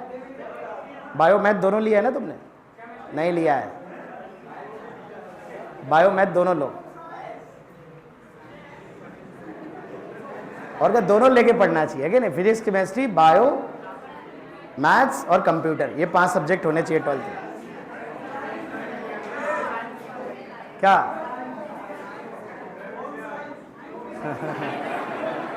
होम साइंस तो 10th तक होता है ना। होम साइंस गर्ल्स में होता था, वो बॉयज में होता था पुस्तक कला, पढ़ा किसी ने? अच्छा, होम साइंस का प्रैक्टिकल सबसे अच्छा होता था, क्योंकि खाने पीने को खूब मिलता था ना। हाँ वापस है बेटा, थोड़ा सा बचा, खत्म करना है। मुझे पता है फिजिक्स के अलावा बाकी चीजों में तुम्हारा पूरा इंटरेस्ट है। और वैसे पढ़ोगे लिखोगे नहीं ना, तो होम साइंस का प्रैक्टिकली करते रहोगे जीवन भर, ध्यान रखना। तो हीट पंप क्यों कहते हैं? क्योंकि जो रेफ्रिजरेटर है वो ठंडी जगह से हीट को एक्सट्रैक्ट कर रहा है, गर्म जगह में फेंक रहा है। लेकिन तुम ये जानते हो कि ये नेचुरल फ्लो तो है नहीं कि अपने आप हो जाएगा, इसलिए ऐसा करने के लिए बाहर से एनर्जी की आवश्यकता पड़ती है। ठंडी जगह से गर्म जगह में हीट फेंकनी है, लो टेम्परेचर से हाई टेम्परेचर में हीट का रिजेक्शन करना है, तो it is done with the help of external work, external energy. इसलिए फ्रिज को चलाने के लिए बिजली की जरूरत पड़ती है। अब बाहर से इलेक्ट्रिसिटी देते हो तभी फ्रिज ऐसा कर पाता है, अपने आप ऐसा नहीं करेगा। लेकिन गर्म जगह से ठंडी जगह में हीट जानी हो तो अपने आप हो जाएगा, उसके लिए बिजली की जरूरत नहीं पड़ेगी तुमको, है ना। तो रेफ्रिजरेटर का काम है हीट पंप का, बिकॉज वो लो टेम्परेचर से हाई टेम्परेचर में फ्लो कराना, जबरदस्ती करनी पड़ेगी तुमको, अपने आप स्पॉन्टेनियस फ्लो नहीं होगा। तो यहां पर एक टर्म डिफाइन करते हैं हम लोग। कई तरह के रेफ्रिजरेटर होते हैं, जैसे हीट इंजन कई तरह के होते हैं, तो उसमें से कार्नो रेफ्रिजरेटर हमारे एनसीईआरटी में दिया गया, मैं वो बता देता हूं थोड़ा बहुत। तो कार्नो रेफ्रिजरेटर या हीट पंप क्या होता है कि ये मान लो हमारे पास रेफ्रिजरेटर है, ये हमारे पास हॉट रीजन है, हॉट रीजन सोर्स मान लो, और ये हमारे पास कोल्ड रीजन है, ये कोल्ड है ये हॉट है। तो इसका काम क्या होता है? इसका काम होता है हॉट रीजन से हीट को एक्सट्रैक्ट करता है, Q1 हीट इसने एक्सट्रैक्ट करी, हॉट रीजन से हीट को एब्जॉर्ब करना होता है, ठीक है, और कोल्ड रीजन में रिजेक्ट करना होता है। और ऐसा करने के लिए इसे बाहर से वर्क डन करना होता है, देना पड़ता है। वर्क डन देखना जरा, ऑन द गैस है ये बेटा, ये मॉड W मान लेते हैं, work done on the gas, या जो बिजली बाहर से मिल रही, बाहर से एनर्जी मिल रही। तो आप ऐसे समझ लो कि बाहर से हीट इसको मिलती है, तब जाकर के ये ठंडी जगह से हीट, ये मेरा उल्टा लिख दिया ना, गलत लिख दिया भैया, पूरा बनाना पड़ेगा।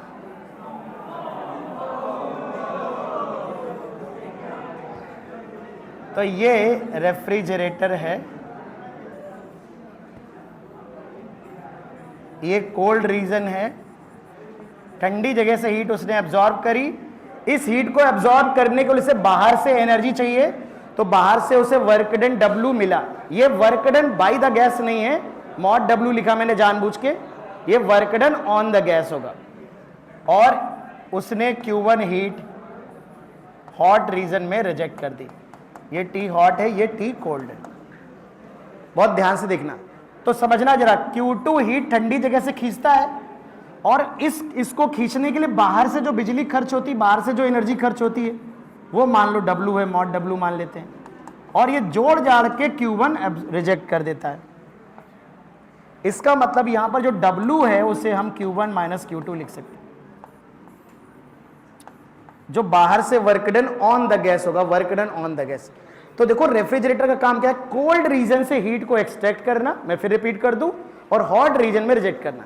लेकिन कोल्ड रीजन से जैसे मान लो 100 जूल हीट एक्सट्रैक्ट करी, 100 जूल एक्सट्रैक्ट करने से मान लो 200 जूल वर्क की आवश्यकता हुई, तो 200 जूल जो ये ही बाहर से बिजली आ रही है और 100 जूल ये पूरा मिला के 300 रिजेक्ट कर देता है। ये 200 इसकी मदद करता है, बिना इसके कर नहीं पाएगा, और रिजेक्ट पूरा कर देगा ये, ठीक है। तो यहां से यहां पर एक चीज डिफाइन करते हैं, कोफिशिएंट ऑफ परफॉर्मेंस। रेफ्रिजरेटर में एक टर्म डिफाइन करते हैं, कोफिशिएंट ऑफ परफॉर्मेंस। वो होता है कि इसको बेटा ऐसे डिफाइन करते हैं कि ठंडी जगह से कितनी हीट रिजेक्ट करनी, मान लो ठंडी जगह से इतनी हीट रिजेक्ट करनी, ठंडी जगह से कितनी हीट रिजेक्ट करनी, और ऐसा करने के लिए उसे कितनी बिजली की जरूरत पड़ रही है, यानी उसे बाहर से कितनी एनर्जी चाहिए, कितना work done on the gas हो रहा है ना, work done on the gas.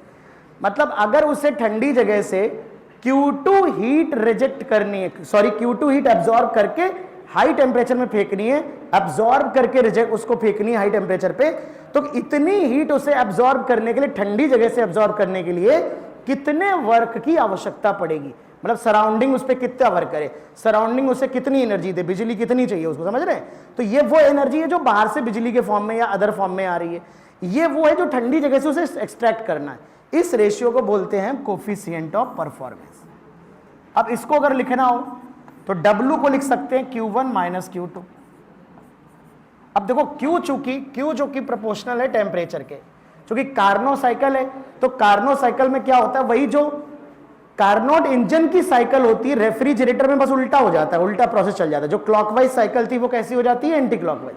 Karnaugh engine और कार्नो रेफ्रिजरेटर बिल्कुल सेम आइडेंटिकल साइकिल होता है, बस डायरेक्शन ऑफ प्रोसेस क्या हो जाता है, रिवर्स।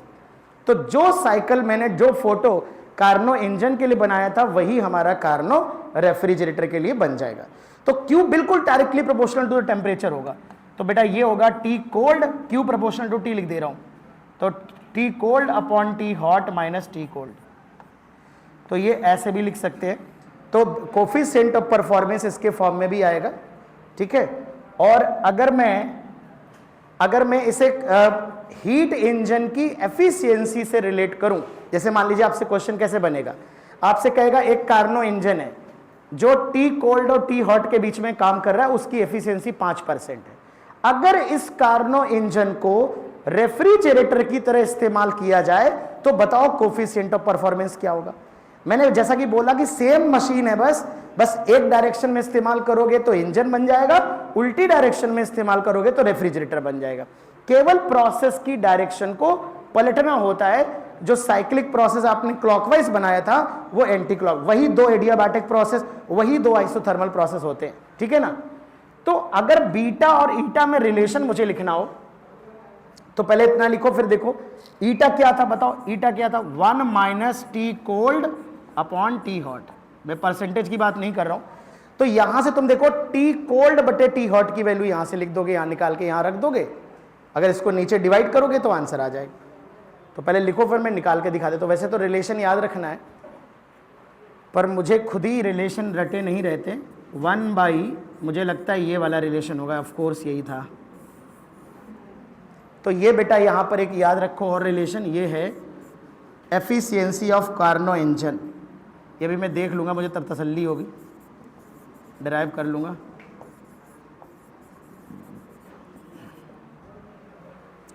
तो बेटा अगर कार्नो इंजन की तरह इस्तेमाल कर रहे हैं तो उसकी एफिशिएंसी ईटा है, और अगर उसी कार्नो इंजन को रेफ्रिजरेटर की तरह इस्तेमाल करेंगे तो कोफिशिएंट ऑफ परफॉर्मेंस जो होगा वो बीटा हो जाएगा। तो बीटा और ईटा में रिलेशन ये ध्यान रखेंगे, ईटा देख के बीटा पूछ सकता है, बीटा देख के ईटा पूछ सकता है। बाकी इसको हम अभी देखेंगे कि यहां से यही आएगा कि थोड़ा सा आना तो यही चाहिए वैसे।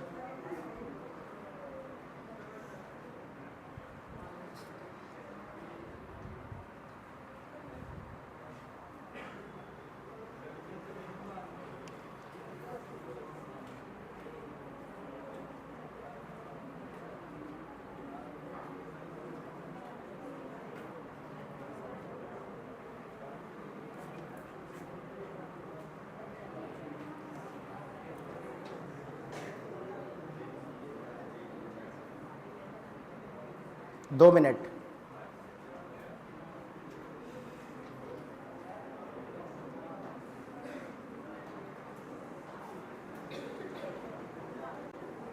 Noted everyone?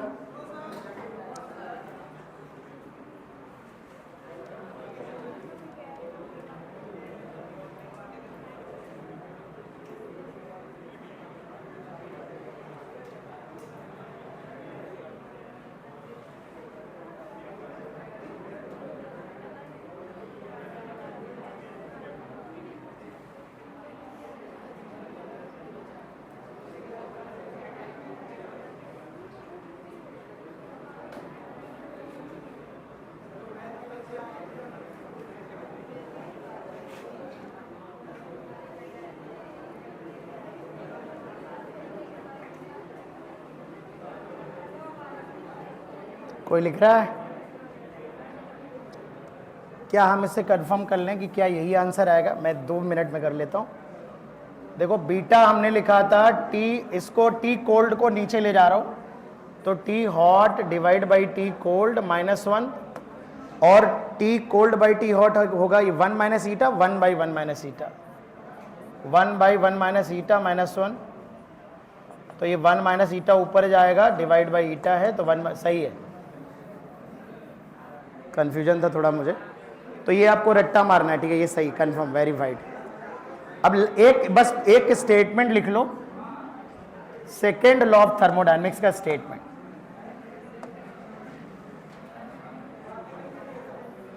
Second law of thermodynamics,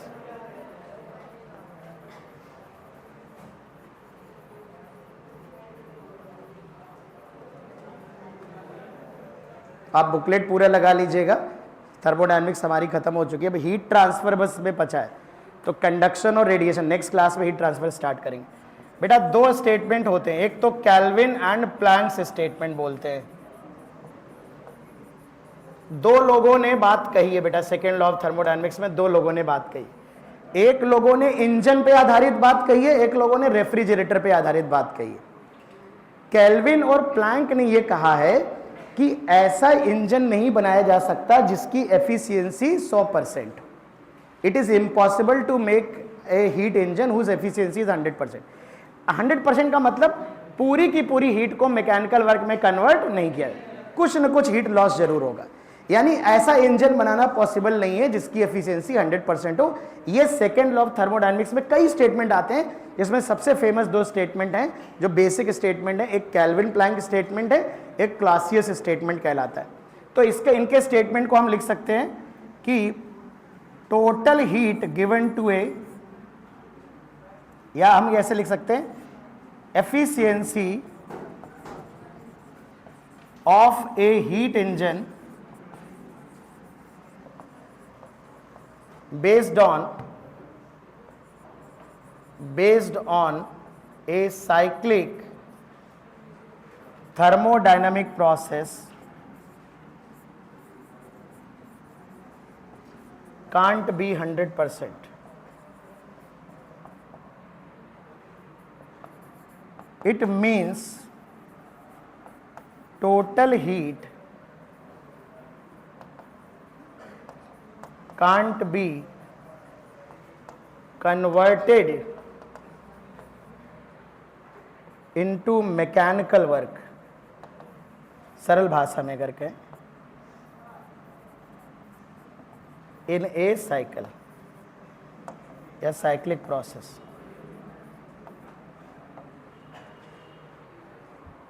ऐसा इंजन नहीं बनाया जा सकता जिसकी एफिशिएंसी 100% हो, या किसी भी साइक्लिक प्रोसेस के माध्यम से पूरी हीट को वर्क में, जो भी हीट हम देंगे सिस्टम को, उसे वर्क में कन्वर्ट नहीं। भाई बेटा पूरी हीट अगर वर्क में कन्वर्ट हो जाएगी तो एफिशिएंसी क्या हो जाएगी? 100%। इसका यही मतलब तो हुआ कि ऐसा इंजन बनाना असंभव है जिसकी एफिशिएंसी 100%। दूसरा स्टेटमेंट है क्लासियस स्टेटमेंट।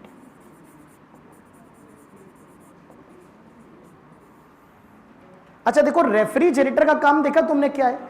रेफ्रिजरेटर ठंडी जगह से लो टेम्परेचर से हाई टेम्परेचर हीट फ्लो कराता है। नेचुरल फ्लो क्या है? नेचुरल फ्लो हाई से लो। रेफ्रिजरेटर क्या करा रहा है? लो से हाई। क्या रेफ्रिजरेटर बिना बाहरी ऊर्जा के मदद के ऐसा कर सकता है? तो यही क्लासियस स्टेटमेंट जो ये कहता है कि लो टेम्परेचर से हाई टेम्परेचर हीट फ्लो कराना असंभव है विदाउट एक्सटर्नल मैकेनिकल वर्क या विदाउट एक्सटर्नल एनर्जी। बिना बाहरी ऊर्जा के लो टेम्परेचर से हाई टेम्परेचर में हीट नहीं कराई जा सकती फ्लो। बात समझ रहे? कोई ऐसी मशीन नहीं बनाई जा सकती जो बिना बाहरी ऊर्जा के ठंडी जगह से हीट एब्जॉर्ब करे और गर्म जगह में हीट फेंक दे। ऐसा रेफ्रिजरेटर बनाना असंभव है जो बाहरी ऊर्जा की, बिजली की मदद के या कोई भी बाहरी एनर्जी की मदद के ठंडी जगह से गर्म जगह में हीट फ्लो करे। समझ गए ना? ये क्लासियस स्टेटमेंट है। तो दोनों ही सेकेंड लॉ ऑफ थर्मोडायनेमिक्स है। एक इंजन बेस्ड स्टेटमेंट दे रहे हैं और एक रेफ्रिजरेटर बेस्ड स्टेटमेंट दे रहे हैं। तो लिख लोगे कि मैं बोल दूं? तो मैं यहां ऊपर लिख देता हूं।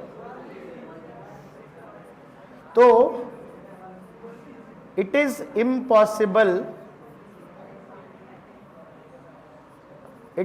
impossible to make a device which can transfer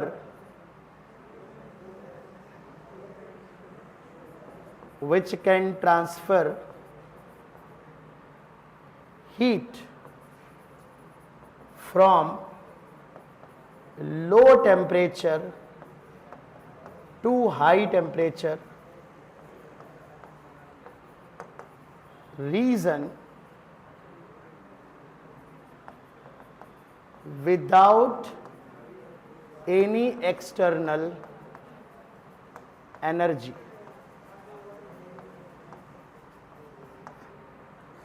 तो ये क्लास स्टेटमेंट है, ठीक है ना। चलिए, तो दैट्स ऑल फॉर टुडे।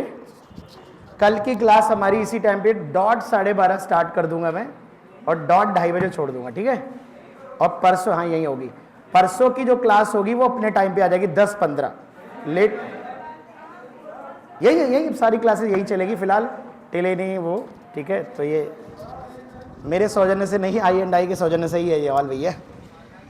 तो ठीक है, तो कल इसी टाइम पे आना है, परसों से अपनी ओरिजिनल टाइम 10:30 नहीं 10:15 डॉट 10 पर।